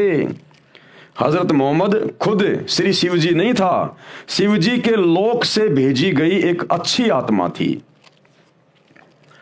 तथा बाबा आदम जी श्री ब्रह्मा जी के लोक से आए देव आत्मा यानी अवतार थे। इसी प्रकार ईसा मसीह जी श्री विष्णु जी के लोक से आए देव आत्मा यानी अवतार थे। ईसाई श्रद्धालु भी ईसा जी को प्रभु का पुत्र मानते हैं, प्रभु नहीं। क्योंकि भाइयों और बहनों, ये धर्म तो अब बने हैं, आज से पहले कोई धर्म नहीं थे। द्वापर में कोई धर्म नहीं था, त्रेता युग में कोई हिंदू, मुसलमान, सिख, ईसाई, जैनी नहीं था, सतयुग में कोई धर्म नहीं था। हम सब एक ही थे, इंसान थे, आज भी इंसान ही हैं। भगवान किसी को मुसलमान बना के नहीं भेजता, ठप्पा मार के नहीं भेजता। बाहर पैदा हो जाता है, उसकी खतना कर दी जाती है, बड़ा होने पर मूंछ कटवा लेता है, टोपी पहन लेता है, तो वो मुसलमान बन जाता है। ये अपनी थ्योरी है, अपना मनमाना आचरण है। हिंदू है तो वो अपने हिसाब से वो हिंदू बन जाता है, जिस भी वो परिवार में जन्म लेता है। भगवान किसी के ठप्पा लगा के नहीं भेजता। ये 3000 साल पहले हिंदू धर्म बना है आदि शंकराचार्य के द्वारा। 1400 साल पहले हजरत मोहम्मद जी ने ये मुसलमान धर्म चलाया। 2500 साल पहले हजरत ईसा ने ईसाई धर्म चला दिया। उस समय नहीं चलाया, उनके जाने के बाद में लोगों ने नाम दे दिए, उनको धर्म का नाम दे दिया। 650 साल पहले ये जो 24वां जो ये तीर्थकर था जैन धर्म का, महावीर जैन, इसके मरने के बाद में जैन धर्म चल गया। श्री नानक जी के शरीर छोड़ने के बाद में लोगों ने सिख धर्म जो है वो चला दिया। तो ये तो अभी 2500-3000 साल के अंदर अंदर सारे धर्म चले हैं। इससे पहले कहाँ थे ये धर्म? तो हम सब इंसान हैं, हमारा एक ही धर्म है, मानव धर्म। हम सब इंसान हैं, मानव हैं। इसीलिए सतगुरु रामपाल जी परमेश्वर जी ने आकर अपना नारा दिया है कि बच्चों तुम भूले बैठे हो शैतान की प्रेरणा से। जीव हमारी जाति है, यानी हम केवल जीव हैं, जीव। दो कोटि के प्राणी हैं सभी, चाहे कोई राष्ट्रपति है, चाहे प्रधानमंत्री है, चाहे किसी भी देश का है, चाहे किसी भी धर्म का है, केवल दो कोटि का जीव है। सबका मिट्टी का शरीर है। ये आग में जल के मर जाए, पानी में गिर के मर जाए, एक्सीडेंट में ये मर जाए, भूकंप में ये मर जाए, हारी बीमारी में ये मर जाए, लड़ाई झगड़े में ये मर जाए। तो गुरुदेव कह रहे हैं तुम केवल जीव हो, तुम्हारी कोई औकात नहीं है, चाहे तुम कुछ भी हो। जिस दिन वो समय आ गया उस दिन तुम्हें जाना पड़ेगा। तो कहते हैं जीव हमारी जाति है, यानी अपनी औकात में रह के और सच्चे खुदा की सच्ची इबादत करो, सच्चे संत की शरण में आके, नहीं तो जीव की दुर्गति होती रहेगी यहां पर शैतान के द्वारा। तो कहते हैं जीव हमारी जाति है और मानव धर्म हमारा, जिसमें मानवता है, इंसानियत है, सच्चाई है, जिसमें दया है, वो वास्तव में सबसे बड़ा धर्म है। ये हिंदू मुस्लिम सिख ईसाई ये कोई धर्म नहीं है। जिसमें मानवता है, इंसानियत है, दया भाव है, नेक इंसान है, वो धार्मिक व्यक्ति है। तो कहते हैं जीव हमारी जाति है, मानव धर्म हमारा। ये हिंदू मुस्लिम सिख ईसाई धर्म नहीं कोई न्यारा, ये तो शैतान की प्रेरणा से चलाए हुए हैं, जिनमें तुम फंस के रह गए। इसी प्रकार ईसा मसीह जी श्री विष्णु जी के लोक से आए देव आत्मा यानी अवतार थे। ईसाई श्रद्धालु भी ईसा जी को प्रभु का पुत्र मानते हैं, प्रभु नहीं। क्या कहते हैं ईसाई धर्म के लोग? ईसा मसीह जी प्रभु के पुत्र थे, प्रभु के पुत्र, परमेश्वर के पुत्र। अरे तो परमेश्वर कौन है फिर? ईसा मसीह उसका पुत्र है, तो परमेश्वर कौन है जिसको तुम परमेश्वर कहते हो? वो शैतान है, शैतान। क्योंकि ब्रह्मा विष्णु महेश ये तीनों देवता शैतान के यानी उस काल के बेटे हैं, जो दुर्गा जी से उसने पैदा किए। और ईसा मसीह जी कौन थे?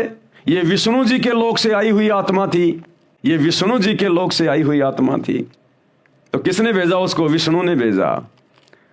तो जिसको पूरा ईसाई समाज अपना परमेश्वर कहता है ना, परमेश्वर, वो परमेश्वर ये शैतान है, ये काल है, 21 ब्रह्मांड का राजा, जो परमात्मा के सच्चे लोक से दूर आके यहां पर मर गया और हमें भी इसने मार दिया। इसी प्रकार मुसलमान धर्म में जिसको अल्लाह कहा जाता है कि वो हजरत मोहम्मद को मिले, यानी जिब्राइल फरिश्ते के माध्यम से उसने अपना ज्ञान दिया, कुरान शरीफ का ज्ञान दिया। तो मुसलमान समाज वर्तमान में जिसको अपना अल्लाह कह रहा है वो वही शैतान है, वही काल है वो। तो भाई और बहनों, इस भ्रमणा से बाहर निकलो, सतगुरु रामपाल जी के सत्संग सुनो। उन्होंने हर धर्म की हर पुस्तकों के ऊपर सत्संग कर रखे हैं। जो सच्चाई, जो वास्तविक ज्ञान है, आपने पहले के 3 वीडियो भी देखे होंगे, इतना स्पष्ट ज्ञान सतगुरु रामपाल जी ने दिया है। मुसलमान धर्म की आयतों से रेफरेंस दे दे के, और आगे भी आपको बहुत सारे प्रमाण दिखाए जाएंगे। तो हम इंसान हैं, हम जीव हैं, और हमने भक्ति करके यहां से पीछा छुड़वाना है, नहीं तो ये शैतान इसी प्रकार से हमारी दुर्गति रखेगा। ईसाई श्रद्धालु भी ईसा जी को प्रभु का पुत्र मानते हैं, प्रभु नहीं। संत गरीबदास जी ने कहा है कि यदि आप जी को मेरी बात पर विश्वास नहीं होता तो मेरे द्वारा बताई शास्त्र विधि अनुसार भक्ति साधना करके अपने घर में अर्थात अपने मानव शरीर में अपनी आंखों से देख लो। ठीक इसी प्रकार सतगुरु रामपाल जी कह रहे हैं कि भैया अगर तुम्हें विश्वास नहीं है तो एक बार मेरे सत्संग सुन के इस ज्ञान को समझ के और मेरे से उपदेश लेके जो मैं तुम्हें भक्ति बता रहा हूं वो भक्ति करके देख लो भाई। इतनी आसान भक्ति, इतनी सरल भक्ति, ना तुमने रोजे रख के भूखा मरना, ना तुमने कोई व्रत करके भूखा मरना, ना तुमने कोई बकरा काटना, ना मुर्गा काटना, कुछ नहीं करना, ना तुमने मस्जिदों में धक्का खाना, ना तुमने मंदिरों में धक्के खाने, ना कहीं पहाड़ों पे, तीर्थों पे, बरसाना में, गोवर्धन में, जगन्नाथ में तुम्हें कहीं धक्के नहीं खाने, कहीं किसी मजार के ऊपर धक्के नहीं खाने। सीधी सी भक्ति है, सीधा सा एक मंत्र है, एक कलमा है। मर्यादा में रह के, बुराइयों को छोड़ के उस मंत्र का जाप करो, तुम्हें स्पष्ट दिखाई देगा, स्पष्ट, जैसे रात में तारे स्पष्ट दिखाई देते हैं कि हम किस भयंकर जाल में, शैतान के जाल में फंसे हुए हैं। जिसको हम अल्लाह मान के पूज रहे थे, भगवान मान के पूज रहे थे। नुकसान क्या है भाई? आपसे इस भक्ति के बदले कोई पैसा नहीं लिया जा रहा, कोई धन नहीं लिया जा रहा, आपकी जमीनें नाम नहीं करवाई जा रही, केवल आपकी बुराइयां छुड़वाई जा रही हैं। बुराई छोड़ोगे तो पाप कर्म करने से बचोगे, नहीं तो शैतान दुर्गति करेगा, दुर्गति। तो एक बार सतगुरु रामपाल जी की शरण में आके उनकी भक्ति करके देख लो भाई। भावार्थ है, सभी धर्मों के मानव स्त्री पुरुष के शरीर की रचना एक जैसी है। चाहे मुसलमान हो, चाहे हिंदू हो, सिख हो, ईसाई हो, चाहे कोई अमेरिका का हो, चाहे पाकिस्तान का हो, सबका शरीर स्त्री पुरुष का एक जैसा है। अरे यदि परमात्मा सबको अलग अलग बनाता, अलग अलग धर्मों वाला बनाता, तो सबके शरीर की रचना भी अलग अलग होनी चाहिए थी। मुसलमान की अलग से कोई पहचान होनी चाहिए थी। मुसलमान का नाक पीछे होना चाहिए था, जैनी का साइड में होना चाहिए था, हिंदू का सामने हो जाता, सिखों का इधर लेफ्ट में हो जाता। कोई तो अलग पहचान होती। अगर भगवान ने अगर इंसान को बनाते समय यदि उसको अलग अलग धर्मों में बांटना था तो, लेकिन भगवान ने कोई किसी प्रकार की असमानता नहीं करी। सबको इंसान बना के भेजा, मनुष्य बना के भेजा, नंगा भेजा, किसी के साथ कोई भेदभाव नहीं किया। तो गरीबदास जी कह रहे हैं कि जितने भी स्त्री या पुरुष हैं पूरे विश्व के, उन सबके शरीर की रचना एक जैसी है। सबके शरीर के अंदर परमात्मा ने एक जैसा मटेरियल, सब कुछ एक जैसा बनाया है। किसी के 4 गुर्दे नहीं लगाए भगवान ने, दिल किसी के 3 नहीं लगाए, सबको समान रूप से बनाया है। तो कहने का मतलब है इन सब बातों से हमने विचार करना चाहिए। और आगे क्या कह रहे हैं, सभी धर्मों के मानव स्त्री और पुरुष के शरीर की रचना एक जैसी है। तत्व ज्ञान नहीं होने के कारण हम धर्मों में बट गए। संत गरीबदास जी ने बताया है कि मानव शरीर में रीढ़ की हड्डी अर्थात बैकबोन यानी स्पाइन के अंदर की ओर निचले सिरे से लेकर कंठ तक, यानी यहां से लेकर कंठ तक 5 ये कमल चक्कर हैं। ये 5 ये कमल चक्कर हैं रीढ़ की हड्डी के अंदर की साइड में, हर स्त्री और ये पुरुष के अंदर। कृपया देखें ये चित्र है यहां पर। अब इसका वर्णन किया गया है आगे। मूल चक्कर, ये चक्कर रीढ़ की हड्डी के अंत से 1 इंच ऊपर गुदा के पास है। इसका देवता श्री गणेश है, यानी हिंदू मुस्लिम सिख ईसाई सबके अंदर श्री गणेश जी का वास है मूल चक्कर में। इस कमल की 4 पंखुड़ियां हैं। कितनी पंखुड़ियां हैं? 4 पंखुड़ियां।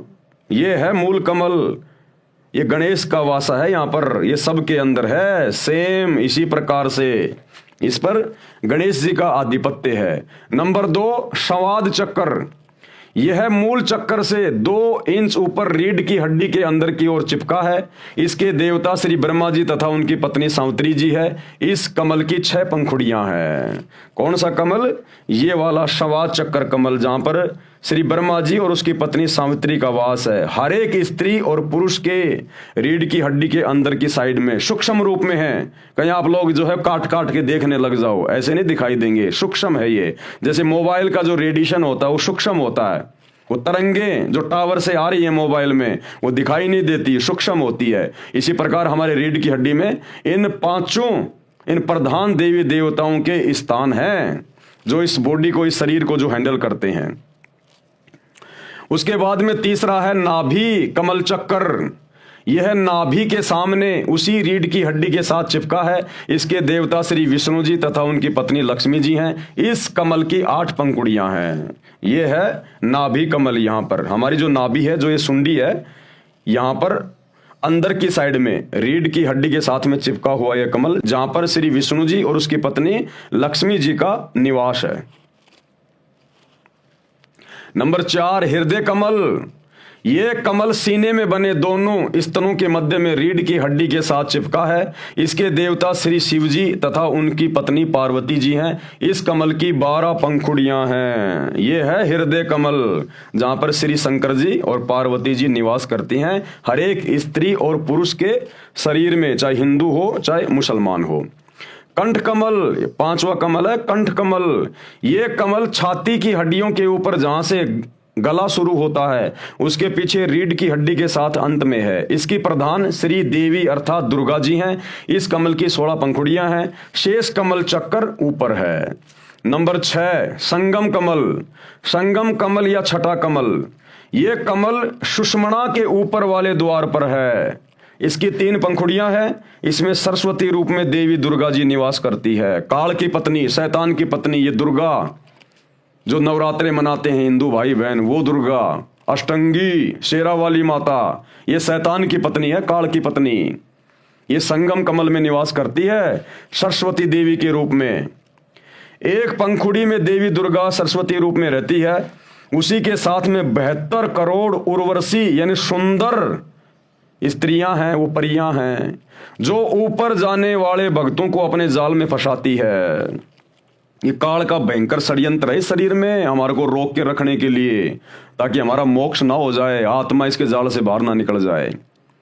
जैसी गंदी सोच इंसान की या स्त्री या पुरुष की यहां होती है, शरीर छोड़ने के बाद जब वो आत्मा इन कमलों के अंदर से जाती है, तो देवी दुर्गा को बैठा रखा इस काल ने सरस्वती रूप में, और दुर्गा ने 72 करोड़ सुंदर स्त्रियां उर्वशियां वहां छोड़ रखी हैं उस आत्मा को, उस भगत को, उस साधक को अपने जाल में फंसाने के लिए।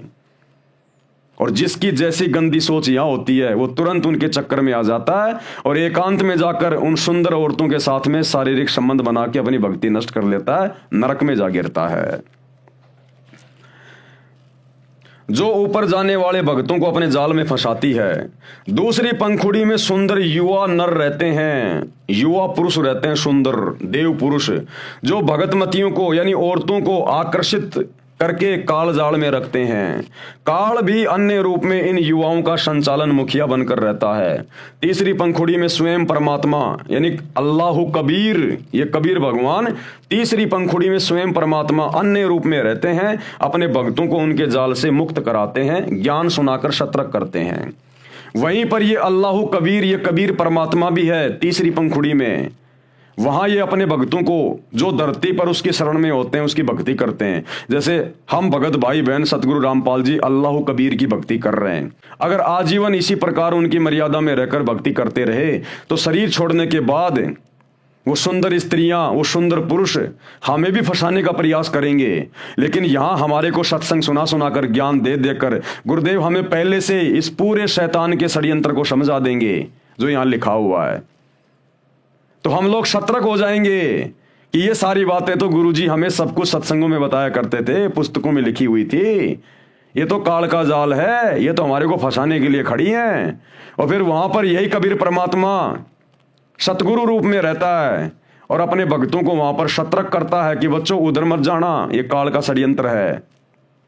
लेकिन बाकी लोग जो सतगुरु रामपाल जी की शरण में नहीं होते, वो चाहे हिंदू है, मुसलमान है, सिख है, ईसाई है, वो उन औरतों के चक्कर में फंस जाएंगे।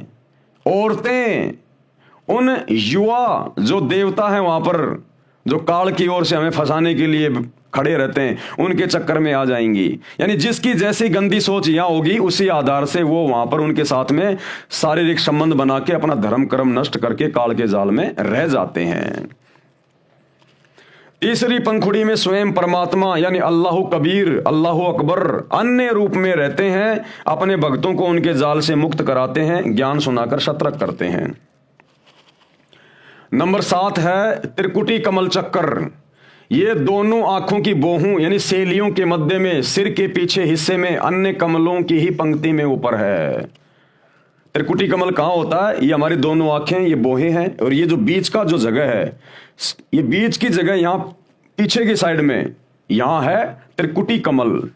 यहां पर भी काल रहता है, शैतान रहता है, और दूसरी पंखुड़ी में सतगुरु रहता है। यानी शैतान और सतगुरु दोनों वहां पर अपने अपने हिस्से में रहते हैं, अपने अपने रूप बना के। इसका देवता सतगुरु रूप में परमेश्वर ही है।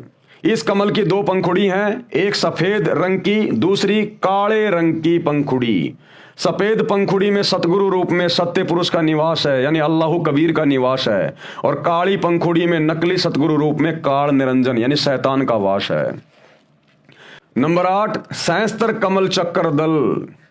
ये कमल सिर के मध्य भाग से 2 उंगल नीचे अन्य कमलों की ही पंक्ति में है। यानी आप और हमारा जो सिर है, चाहे हिंदू हो चाहे मुसलमान हो, जहां पर ये चोटी रखने की जगह होती है ना, इससे 2 उंगल नीचे है ये सहस्त्र कमल चक्कर, जो कि काल का है। हिंदू धर्म के व्यक्ति सिर पर बालों की चोटी रखते हैं, कुछ अब भी रखते हैं। इसके नीचे वह सहस्त्र कमल दल है। इसका देवता ब्रह्म है। ब्रह्म यानी ये काल, शैतान, इसको ब्रह्म भी कहते हैं। इसे क्षर पुरुष भी कहते हैं। क्षर मानी नासवान, जो जन्मता है और मरता है। जिसने गीता व वेदों का ज्ञान गुप्त रहकर कहा है। इस कमल की 1000 पंखुड़ियां हैं। इनको काल ब्रह्म ने प्रकाश से भर रखा है, यानी रोशनी से भर रखा है। ये खुद वहां पर अपने ओरिजिनल रूप में किसी को दर्शन नहीं देता, स्वयं इसी कमल चक्कर में दूर रहता है। वह स्वयं दिखाई नहीं देता, केवल पंखुड़ियां चमकती दिखाई देती है। अष्ट कमल दल यानी 8वां कमल दल, इस कमल का देवता अक्षर पुरुष है, जो काल के लोक से ऊपर अक्षर पुरुष, जिसके 7 शंख ब्रह्मांड हैं। इसे पर ब्रह्म भी कहते हैं, यानी इस ब्रह्म से ऊपर वाला भगवान पर ब्रह्म अक्षर पुरुष। इनकी पंखुड़ियां भी 8 हैं। इसकी स्थिति नहीं बताऊंगा, क्योंकि नकली गुरु भी इसको जानकर जनता को भ्रमित कर देंगे। 9 शंख कमल दल, इस कमल में पूर्ण ब्रह्म अर्थात परम अक्षर ब्रह्म का निवास है, यानी सत्य पुरुष का निवास है, अल्लाहु कबीर का निवास है इस 9वें कमल में। हमारे शरीर में सबसे ऊपर सबसे बड़ा भगवान। इसकी शंख पंखुड़ियां यानी अनंत पंखुड़ियां हैं। इसकी स्थिति भी नहीं बताऊंगा, कारण ऊपर लिख दिया गया है। जो चित्र में दिखाए हैं इनमें 6ठा कमल तथा 9वां कमल नहीं दिखाया है। कारण यही है कि विद्यार्थियों की धीरे धीरे ज्ञान वृद्धि की जाती है। कमलों का गहरा रहस्य है, यह कबीर सागर के सारांश में लिखा है। शरीर में ये कमल ऐसा कार्य करते हैं जैसे टेलीविजन में चैनल लगे हैं। अब ये कमल क्या काम करते हैं, जिनमें ये देवी देवता बसे हुए हैं, काल बसा हुआ है, सतगुरु भी बसा हुआ है सूक्ष्म रूप में। क्या काम करते हैं ये कमल? ये कमल एक टीवी चैनल की भांति है, टीवी चैनल की भांति। जिस प्रकार अमेरिका में मैच चल रहा है और इंडिया में हम लोग टीवी में लाइव देख रहे हैं, मैच कहां चल रहा है और टीवी चैनल में हम अपने घर पर लाखों किलोमीटर दूर बैठ के लाइव देख रहे हैं। तो इसी प्रकार हमारे शरीर में इन देवी देवताओं के कमल हैं। इन देवी देवताओं के लोक ऊपर हैं, यहां से हजारों लाखों किलोमीटर दूर हैं। लेकिन उनके लोकों में क्या हो रहा है, क्या क्या घटनाएं घटित हो रही हैं। कोई डांस कर रहा है, कोई खा रहा पी रहा है, ऐश कर रहा है, देवी देवता, ये इन सबको हमारे शरीर में बने हुए इन कमलों में देखा जा सकता है, अगर किसी का कमल ऑन हो गया हो तो। और ये कमल ऑन होने के मंत्र केवल धरती पर पूरे विश्व में वर्तमान में सच्चे मुर्शिद सतगुरु रामपाल जी के पास हैं। तो गरीबदास जी कह रहे हैं, भैया अगर आप लोगों को मेरी बातों पर यकीन नहीं है तो जब वो अल्लाहु कबीर सच्चा मुर्शिद सतगुरु जब धरती पर आता अपना ज्ञान देता है, उससे उपदेश लेकर उसकी भक्ति करो, उन मंत्रों का जाप करो, तुम्हारे कमल खुल जाएंगे। और अपने घर में देख लो, अपने घर में यानी अपने शरीर में उन कमलों को ऑन करके देख लो कि हजरत मोहम्मद जी कौन से लोक से आए थे, वो किसके गण थे, और आदम जी किसके लोक से आए थे, वो किसके गण थे। जिस प्रकार YouTube में जाके हम पहले का कोई भी वीडियो देख सकते हैं, इसी प्रकार जिसके ये कमल चक्कर ऑन हो जाएंगे वो सारा सब कुछ देख लेगा इस ब्रह्मांड में क्या हो रहा है। तो गुरुदेव कह रहे हैं, हिंदू मुसलमान सिख ईसाइयों आपस में लड़ो मत, झगड़ो मत कि हमारे पैगंबर बड़े, हमारे अवतार बड़े, हमारा अल्लाह बड़ा, हमारा खुदा बड़ा। तुम्हारा अल्लाह खुदा ये शैतान है और ब्रह्मा विष्णु महेश के माध्यम से नीचे तुम्हारी ये पैगंबर भेजता है, ये अवतार भेजता है।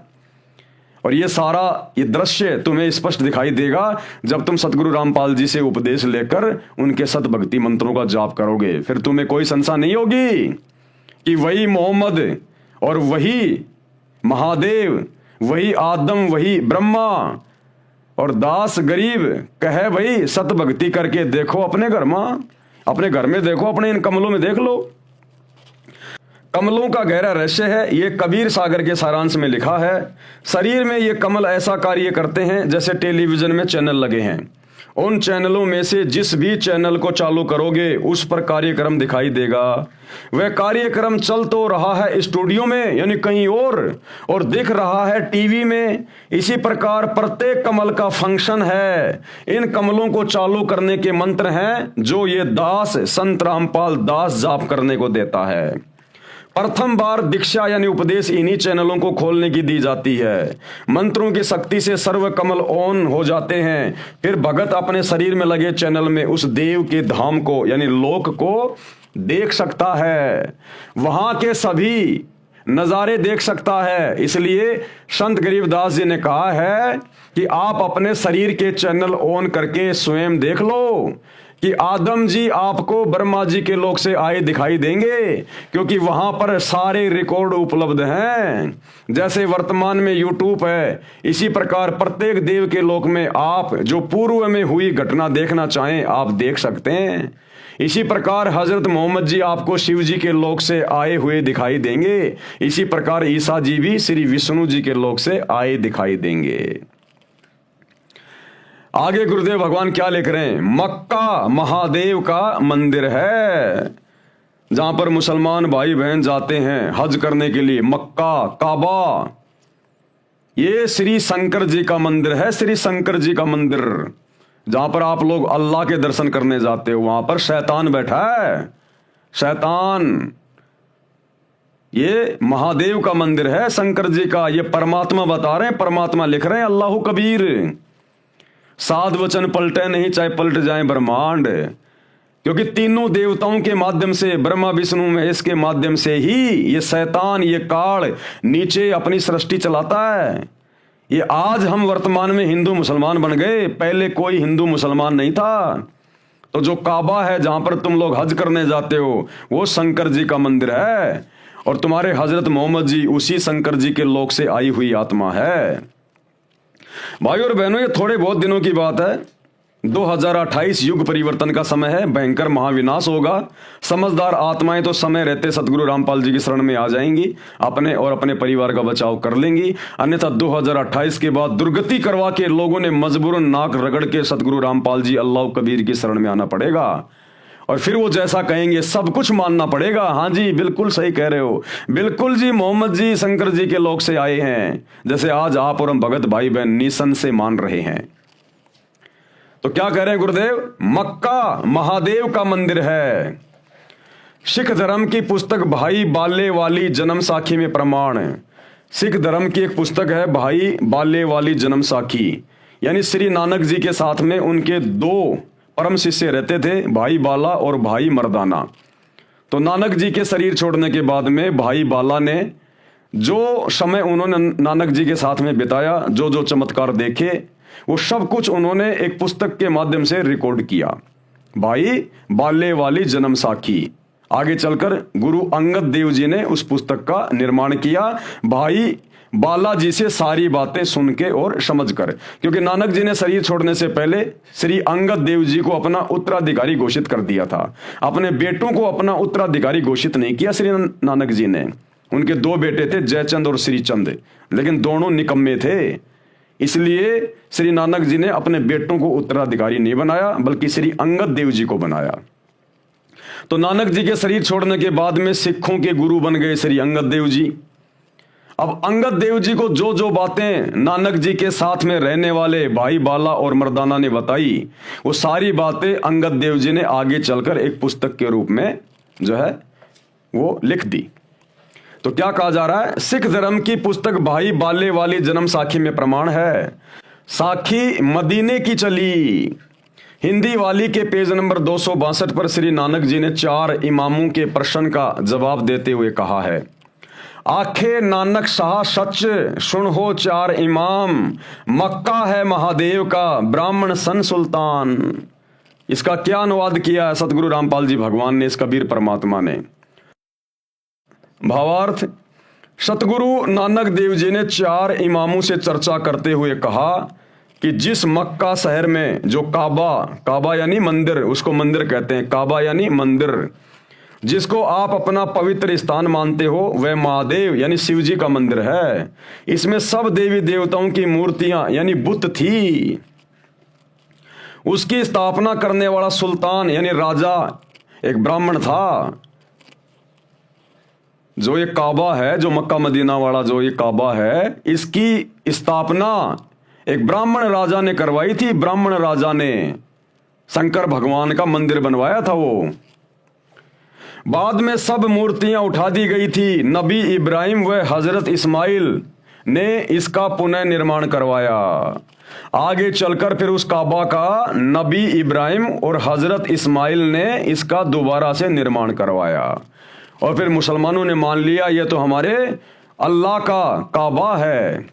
जिस प्रकार भाइयों और बहनों लाल किले का निर्माण द्वापर युग में पांडवों ने करवाया था, पांडवों ने।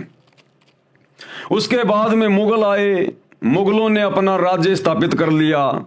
800 साल तक भारत पर दिल्ली के लाल किले में रहकर मुगलों ने शासन किया। तो आज ज्यादातर लोग यही जानते हैं कि ये जो दिल्ली का लाल किला है ये मुसलमानों ने बनाया, ये मुगलों ने बनवाया, जबकि ये द्वापर युग में 5 पांडवों ने बनवाया था। इसको हस्तिनापुर कहते थे, हस्तिनापुर। तो ठीक इसी प्रकार जो काबा है, जो मक्का मदीना है, उसका निर्माण एक ब्राह्मण राजा ने करवाया था। वो भगवान शंकर का मंदिर है, काल के बेटे का, शैतान के बेटे का। लेकिन आगे चलकर फिर हजरत इब्राहिम व हजरत इस्माइल ने इसका दोबारा से निर्माण करवाया था, जिस कारण से मुसलमान इसे अपना मान बैठे। अब आप जी को अपने मतलब की ओर लेके चलता हूं। आप जी को स्पष्ट करना चाहता हूं कि जो यथार्थ आध्यात्मिक ज्ञान सूक्ष्म वेद में, यानी 5वें वेद में है, कबीर सागर में और गरीबदास जी की वाणियों में है, वह न गीता में है तथा ना 4 वेदों में है, ना पुराणों में है, ना कुरान शरीफ में है, ना बाइबल में है, ना 6 शास्त्रों तथा न 11 उपनिषदों में है। क्योंकि परमात्मा ने इस काल को, इस शैतान को ये कंप्लीट ज्ञान दिया था। 5 वेद दिए थे, यानी टोटल एक ही ज्ञान था ये कंप्लीट। लेकिन इसने जब उसको पढ़ा, उसको देखा, तो इसमें तो पूरी जानकारी थी कि ये शैतान क्यों बना, इसने परमात्मा अल्लाह कबीर के शतलोक में क्या गलती की थी, जिस कारण से इसको वहां से बाहर निकाल दिया दुर्गा के साथ में। हम बाकी आत्माएं जो काल के ऊपर आसक्ति व्यक्त कर चुकी थी, परमात्मा ने हमें भी दुर्गा के शरीर में सूक्ष्म रूप में डाल के काल के साथ भेज दिया। आगे चलकर फिर काल ने तीन पुत्रों को उत्पन्न किया दुर्गा के माध्यम से, ब्रह्मा विष्णु महेश। उन्हीं के माध्यम से अपना पूरा ढमढमा ये चला रहा है। हिंदू मुसलमान बना के जीवों को इसने उलझा रखा है। तो काल ने देखा ये सारी जानकारी अगर जीवों के पास पहुंच गई तो ये तो सारे वापस चले जाएंगे। तो इस काल ने, शैतान ने, जो मुख्य जानकारी थी उस परमात्मा की, सतलोक की, सचखंड की, वो इसने छुपा दी, इसने मिटा दी, डिलीट कर दी। और बाकी का ज्ञान इसने अपने बड़े बेटे श्री ब्रह्मा जी को दे दिया।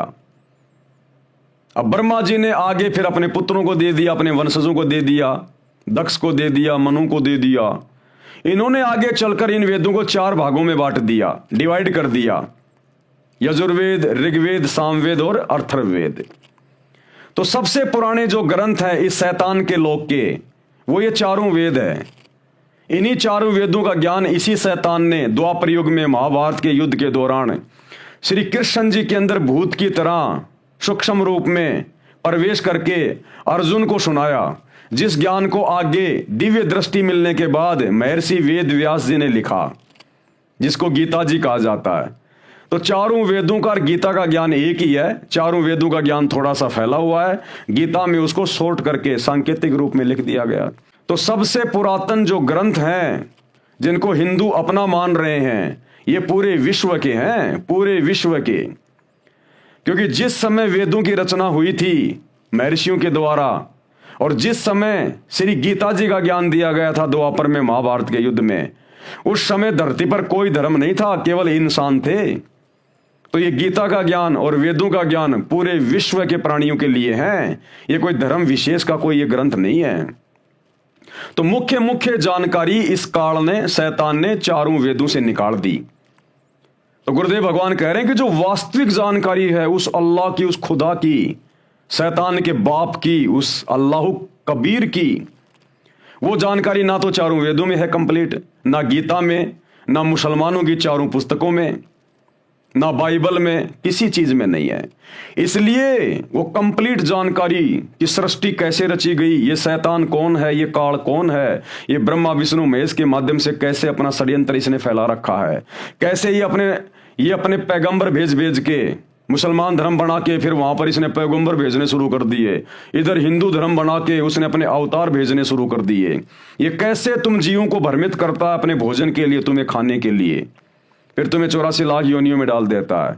तो ये कंप्लीट जानकारी देने के लिए वो अल्लाह कबीर, वो खुदा स्वयं यहां पर सतगुरु रूप में आता है, मुर्शिद रूप में आता है, और यहाँ आकर सत्संग करता जैसे आज वर्तमान में दे रहा वही अल्लाह कबीर ज्ञान सतगुरु रामपाल जी के रूप में। इसलिए हमने उनके ज्ञान को सुनना चाहिए, समझना चाहिए। ये काल के द्वारा, शैतान के द्वारा बनाए गए धर्म और जातियों की जंजीरों से पीछे हटके, तब हमारा आत्मा का कल्याण होगा, नहीं तो नहीं होगा। यहाँ के किसी भी धर्म ग्रंथ में सूक्ष्म वेद को छोड़कर, यानी कबीर परमात्मा के द्वारा जब वो चारों युगों में आते हैं और यहाँ आकर अपना ज्ञान देते हैं, फिर उसको लिपिबद्ध करवाते हैं, वो ज्ञान फिर वो सुनाते हैं। जैसे 650 साल पहले यही कबीर भगवान 650 साल पहले ये बनारस में आए कबीर दास नाम से, और इन्होंने एक अच्छी आत्मा धर्मदास जी के माध्यम से कबीर सागर लिखवाया 1800 पेज का। फिर गरीबदास जी के माध्यम से उसी कबीर परमात्मा ने गरीबदास जी के सामने सतलोक से आकर ये प्रकट हुए गांव छुडानी, जिला झज्जर, हरियाणा में। गरीबदास जी की आत्मा को अपने साथ ऊपर लेकर गए, जो अभी आपको समझाया बताया। फिर गरीबदास जी के माध्यम से जो जो इन्होंने गरीबदास जी को दिखाया, पूरे शैतान के लोगों की व्यवस्था और पूरा ऊपर का वो सतलोक, फिर गरीबदास जी के माध्यम से उनको दिव्य दृष्टि देकर इन्होंने सदग्रंथ साहिब लिखवाया, अमर ग्रंथ लिखवाया, जिसमें 24,000 वाणियां हैं, जिसको आधार बनाकर सतगुरु रामपाल जी हमें ये सतज्ञान समझा रहे हैं। तो सूक्ष्म वेद के अलावा किसी भी वेद में, किसी भी धर्म की कोई भी पुस्तक में कंप्लीट सच्चे खुदा की सच्ची इबादत का ज्ञान नहीं है। उदाहरण जैसे 10वीं कक्षा तक का पाठ्यक्रम गलत नहीं है, परंतु उसमें BA तथा MA वाला ज्ञान नहीं है। जिस प्रकार 10वीं तक के सिलेबस में भी ज्ञान है, लेकिन कंप्लीट नहीं है, BA और MA का नहीं है। इसी प्रकार वेदों में भी ज्ञान है, गीता में भी ज्ञान है, परमात्मा की थोड़ी बहुत जानकारी है, लेकिन भक्ति केवल इस शैतान तक की है।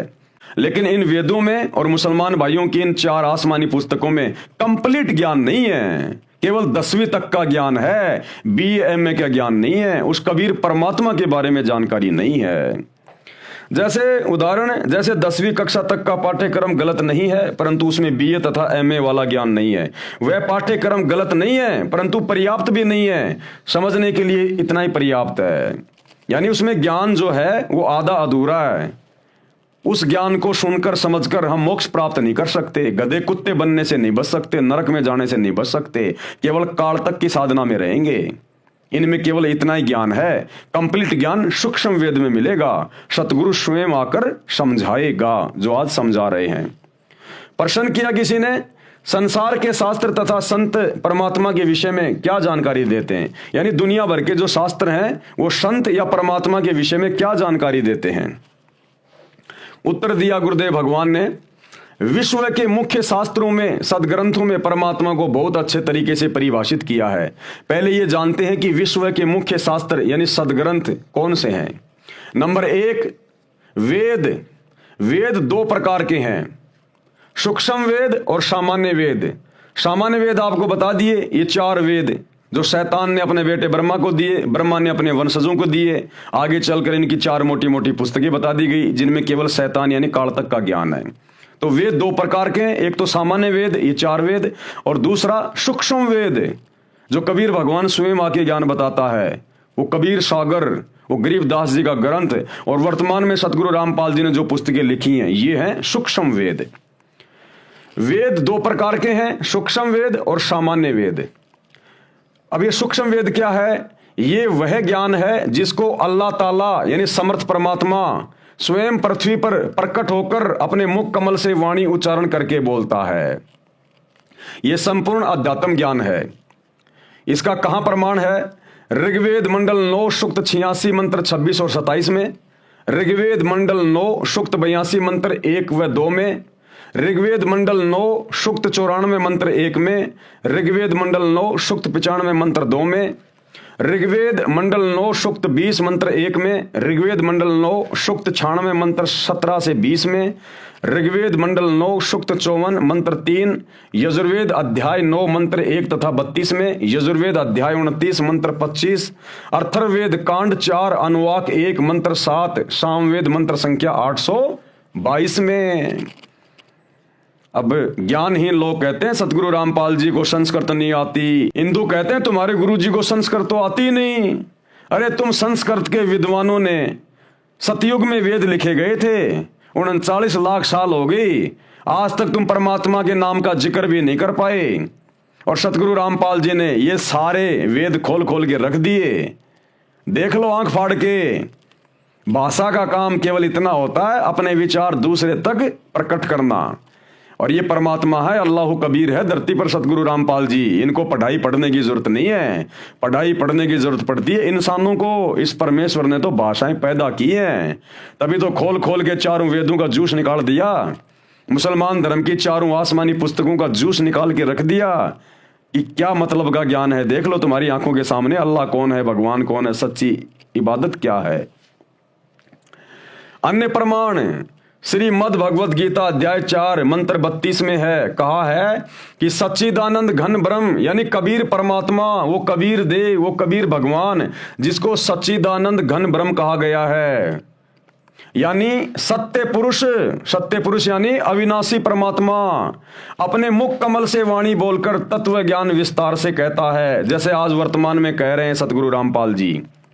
कारण परमात्मा ने सृष्टि के प्रारंभ में संपूर्ण ज्ञान इस ब्रह्म यानी शैतान को, काल को, सूक्ष्म वेद में जिसको ज्योति निरंजन भी कहते हैं, ज्योति निरंजन अर्थात काल पुरुष के अंतःकरण में डाला था, यानी फैक्स किया था। परमात्मा द्वारा किए निर्धारित समय पर यह ज्ञान स्वयं ही काल पुरुष के श्वासों द्वारा समुद्र में प्रकट हो गया। ये परमात्मा है भाई और बहनों, ये अल्लाह कबीर है, सारी सिद्धियों का स्वामी है। इन्होंने जो समय निर्धारित किया हुआ है उस समय पर इस शैतान, इस काल की श्वासों के माध्यम से ये वेदों का ज्ञान बाहर प्रकट हुआ। जिस प्रकार परमात्मा ने विधान बना रखा है कि 9 महीने होते ही माता के गर्भ से बच्चा बाहर आएगा तो आएगा, उसे कोई रोक नहीं सकता। ये परमात्मा का बनाया गया विधान है, अल्लाह कबीर का। तो इसी प्रकार उस परमात्मा ने अपना विधान बना दिया था उस काल को, जब सतलोक से बाहर निकाला था शैतान को। इसकी श्वासों के माध्यम से वो समय आने पर ये वेदों का ज्ञान जो है ये प्रकट हुआ। वो ज्ञान इसने अपने बेटे ब्रह्मा को दे दिया। ब्रह्मा ने वो ज्ञान अपने वंशजों को सुनाया और नीचे फिर मनु ने, दक्ष ने, इन ऋषि महर्षियों ने फिर इसको कागज पे लिपिबद्ध कर दिया। तो ये भाई और बहनों, ये परमात्मा की टेक्नोलॉजी है। आप और हम अभी परमात्मा की परिभाषा से अपरिचित हैं। हम केवल पत्थर पूजते पूजते रह गए। हमारे बाप दादा मंदिर मस्जिद जाते जाते इन पत्थरों पे नाक रगड़ते रगड़ते, माथा रगड़ते रगड़ते, सिजदा करते करते मर गए। हमें अभी तक वास्तविक खुदा की और उसकी इबादत का नहीं पता चला। तो ये अल्लाह कबीर, इसकी विज्ञान, इसकी टेक्नोलॉजी सर्वश्रेष्ठ है।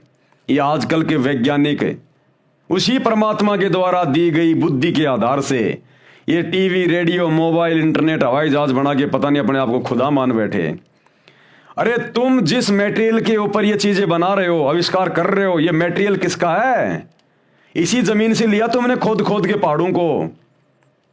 ये पहाड़ किसने बनाए? मिट्टी किसने बनाई? धरती किसने बनाई? उस खुदा ने, उस अल्लाह ने। ये उसी का मटेरियल है, वरना कहां से बनाते तुम? ये बुद्धि आज से पहले नहीं थी इंसान के पास में। ये पैगंबर जा लिए, अवतार जा लिए, क्या उनको जरूरत नहीं थी मोबाइल की, गाड़ियों की, पंखे की, एसी की, हीटर की? वो क्यों नहीं बना पाए? आज क्यों बना रहा इंसान? इसी कबीर अल्लाह ने, सतगुरु रामपाल जी ने इंसान को बुद्धि दी है। और ये सारे साधन, ये टीवी, रेडियो, मोबाइल, इंटरनेट, गाड़ियां, हवाई जहाज, ये भक्ति में सहयोग के लिए बनवाई है भगवान ने, क्योंकि ये भक्ति युग चल रहा भी है। 2028 के बाद जितनी भी आत्माएं बचेंगी महाविनाश के बाद, वो सब सतगुरु रामपाल जी की भक्ति करेंगी। और भविष्य मालिका कहती है टोटल 64 करोड़ व्यक्ति बचेंगे पूरे विश्व में, इतना विनाश होगा। उसके बाद ये विज्ञान हम भक्तों के काम आएगी। अभी तो काल शैतान बकवास ज्यादा करवा रहा है।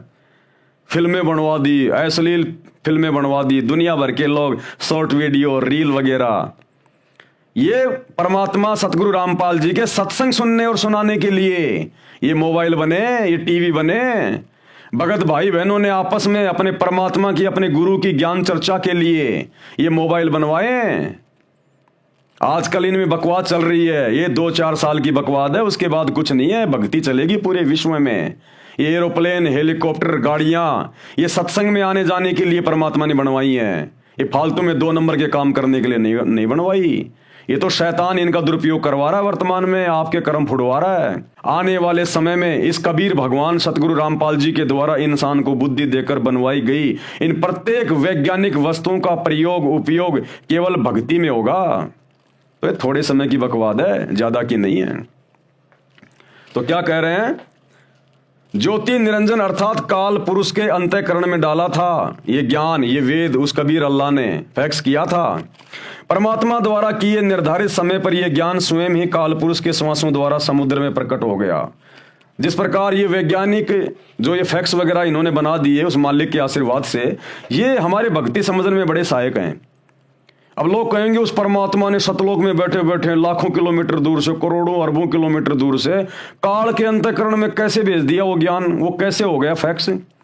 अरे 2 मोबाइल हैं और 2 मोबाइलों में आप जी व्हाट्सएप के माध्यम से, एक अमेरिका में बैठा है एक हिंदुस्तान में बैठा है, आप लोग कैसे भेज देते हो उसमें मैसेज वगैरह वीडियो वगैरह, उसके मोबाइल में भी रह जाता है और तुम्हारे पास भी आ जाता है।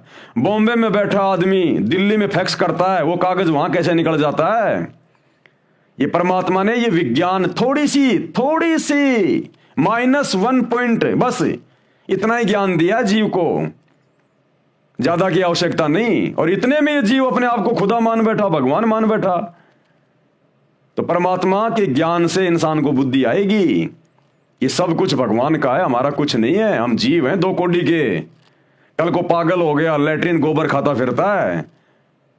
इंसान की इतनी औकात है, इससे ज्यादा नहीं है। तो ये परमात्मा ने बनवाई ये सारी चीजें इंसान को बुद्धि देके। आज से पहले कहां थे टीवी रेडियो मोबाइल इंटरनेट? अरे कहां थे 20-30 साल पहले ये मोबाइल?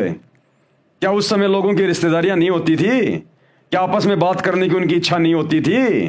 कोई मर जाता था तो 10 दिन बाद में जाके मालूम पड़ता था वो मर गया, और आज 1 सेकंड में आज ही वो मर गया। तो क्या पहले आवश्यकता नहीं थी? क्या पहले लोगों की रिश्तेदारियां नहीं थी? लोग आते जाते नहीं थे? पैदल जाया करते थे, बैलगाड़ी जोड़ के, ऊंट गाड़ी जोड़ के महीनों भर लग जाते थे। और आज एरोप्लेन में बैठो, 700 किलोमीटर प्रति घंटा की रफ्तार से तुरंत पहुंच जाओ, अपनी खुद की गाड़ी में जाओ, ट्रेन में जाओ। क्या पहले आवश्यकता नहीं थी क्या इंसान को इन चीजों की? ढंग की रोड भी नहीं थी, गर्मियों में एक पंखा भी नहीं बनाया किसी ने। ये परमात्मा ने आज बनवानी थी और आज इसने बनवा दी।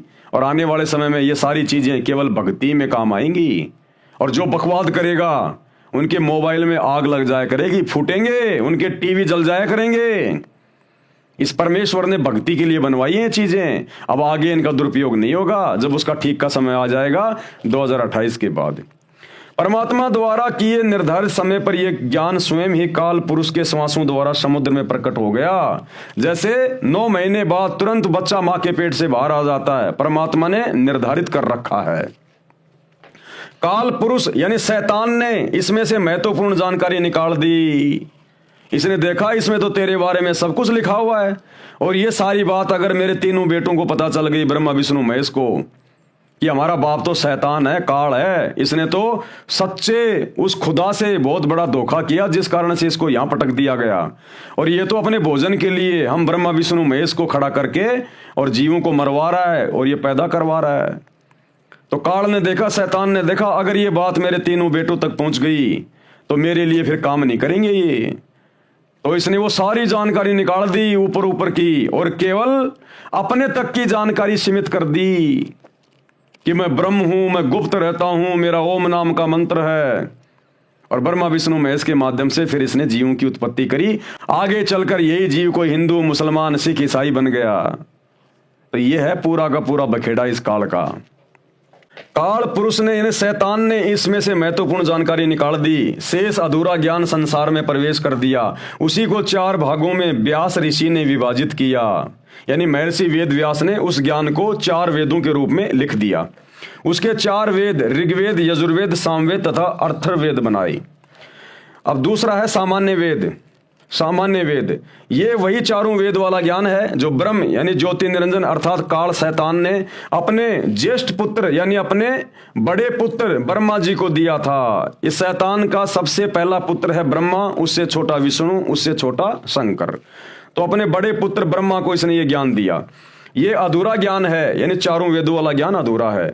इसमें से मुख्य जानकारी निकाल ली गई है जो ब्रह्म अर्थात काल ने जानबूझकर निकाली थी।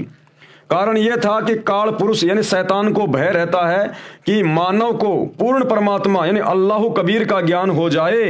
यदि प्राणियों को पूर्ण परमात्मा का ज्ञान हो गया तो सब इस काल के लोक को त्याग कर पूर्ण परमात्मा के लोक यानी सतलोक में, मुसलमान भाई जिसको सातवां आसमान कहते हैं, वहां पर चले जाएंगे, जहां जाने के पश्चात जन्म मृत्यु समाप्त हो जाते हैं।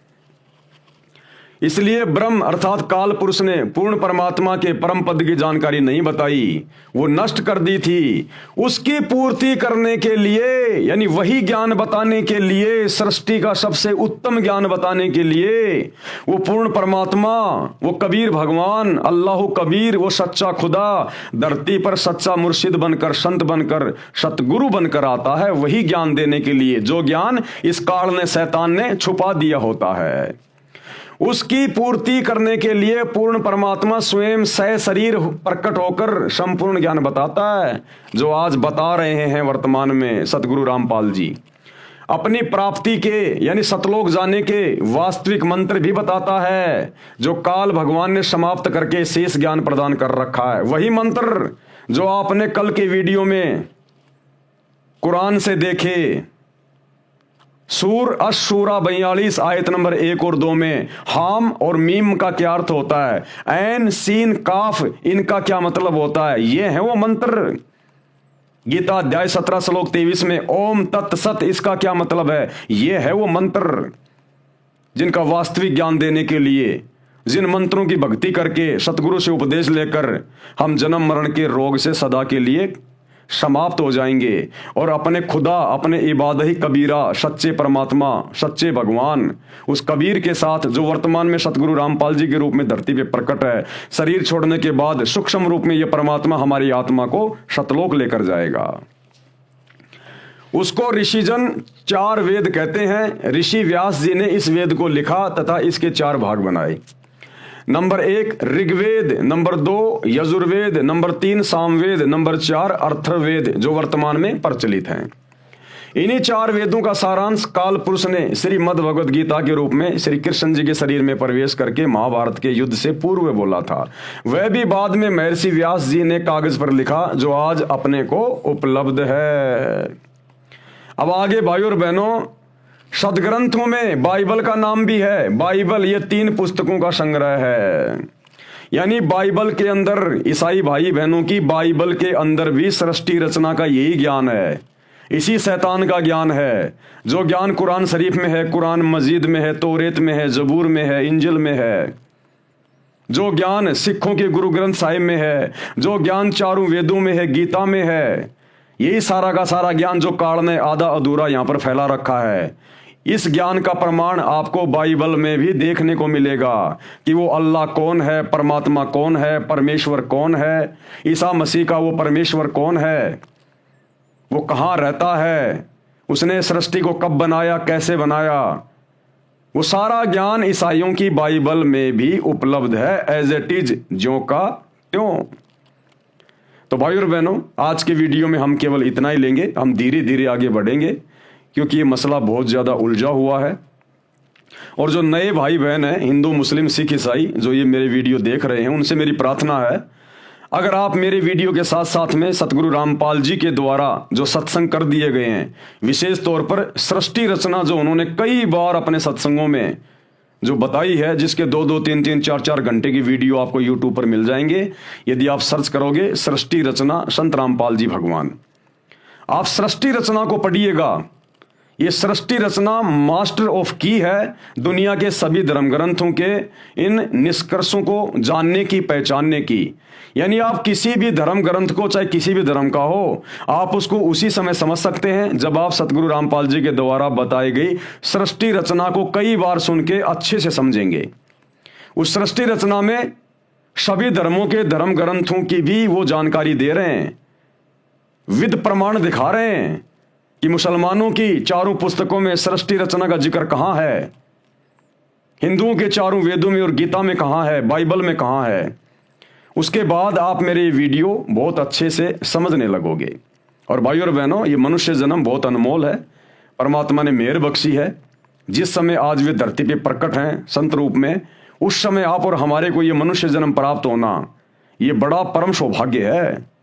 आज हम अपना आत्म कल्याण करवा सकते हैं, उद्धार करवा सकते हैं। केवल यही वो समय है थोड़ा सा, जब तक सतगुरु रामपाल जी धरती पे हैं, हम मोक्ष प्राप्त कर सकते हैं। अन्यथा कितनी भक्ति कर लो, कितनी साधना कर लो, हम इसी शैतान के जाल में फंसे रहते हैं।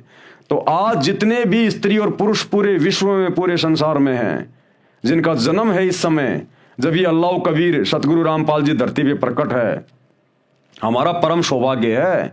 हम शैतान के षड्यंत्र से बाहर निकल सकते हैं, जन्म मरण का रोग समाप्त करवा सकते हैं, गधे कुत्ते बनने से, नरक में जाने से, दुर्गति करवाने से बच सकते हैं।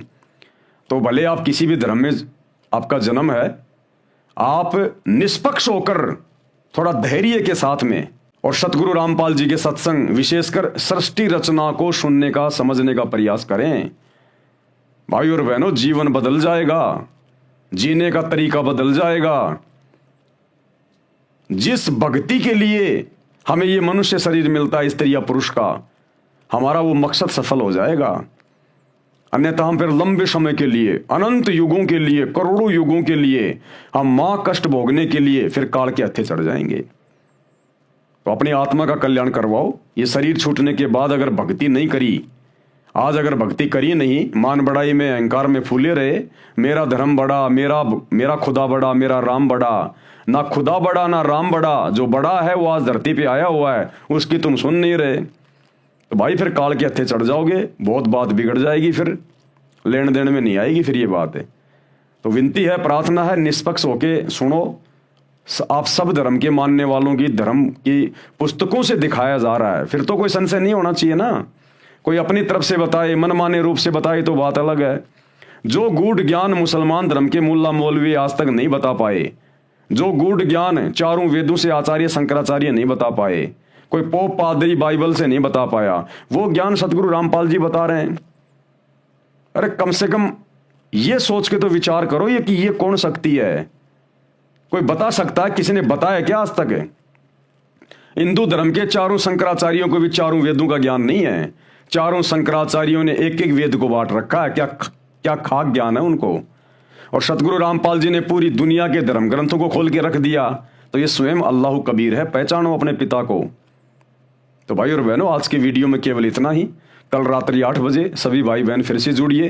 तब तक गुरुदेव भगवान हम सबको आज्ञा दें, सद्बुद्धि दें, आशीर्वाद दें। बंदी छोड़ अल्लाह कबीर, सतगुरु रामपाल जी परमेश्वर जी की जय हो।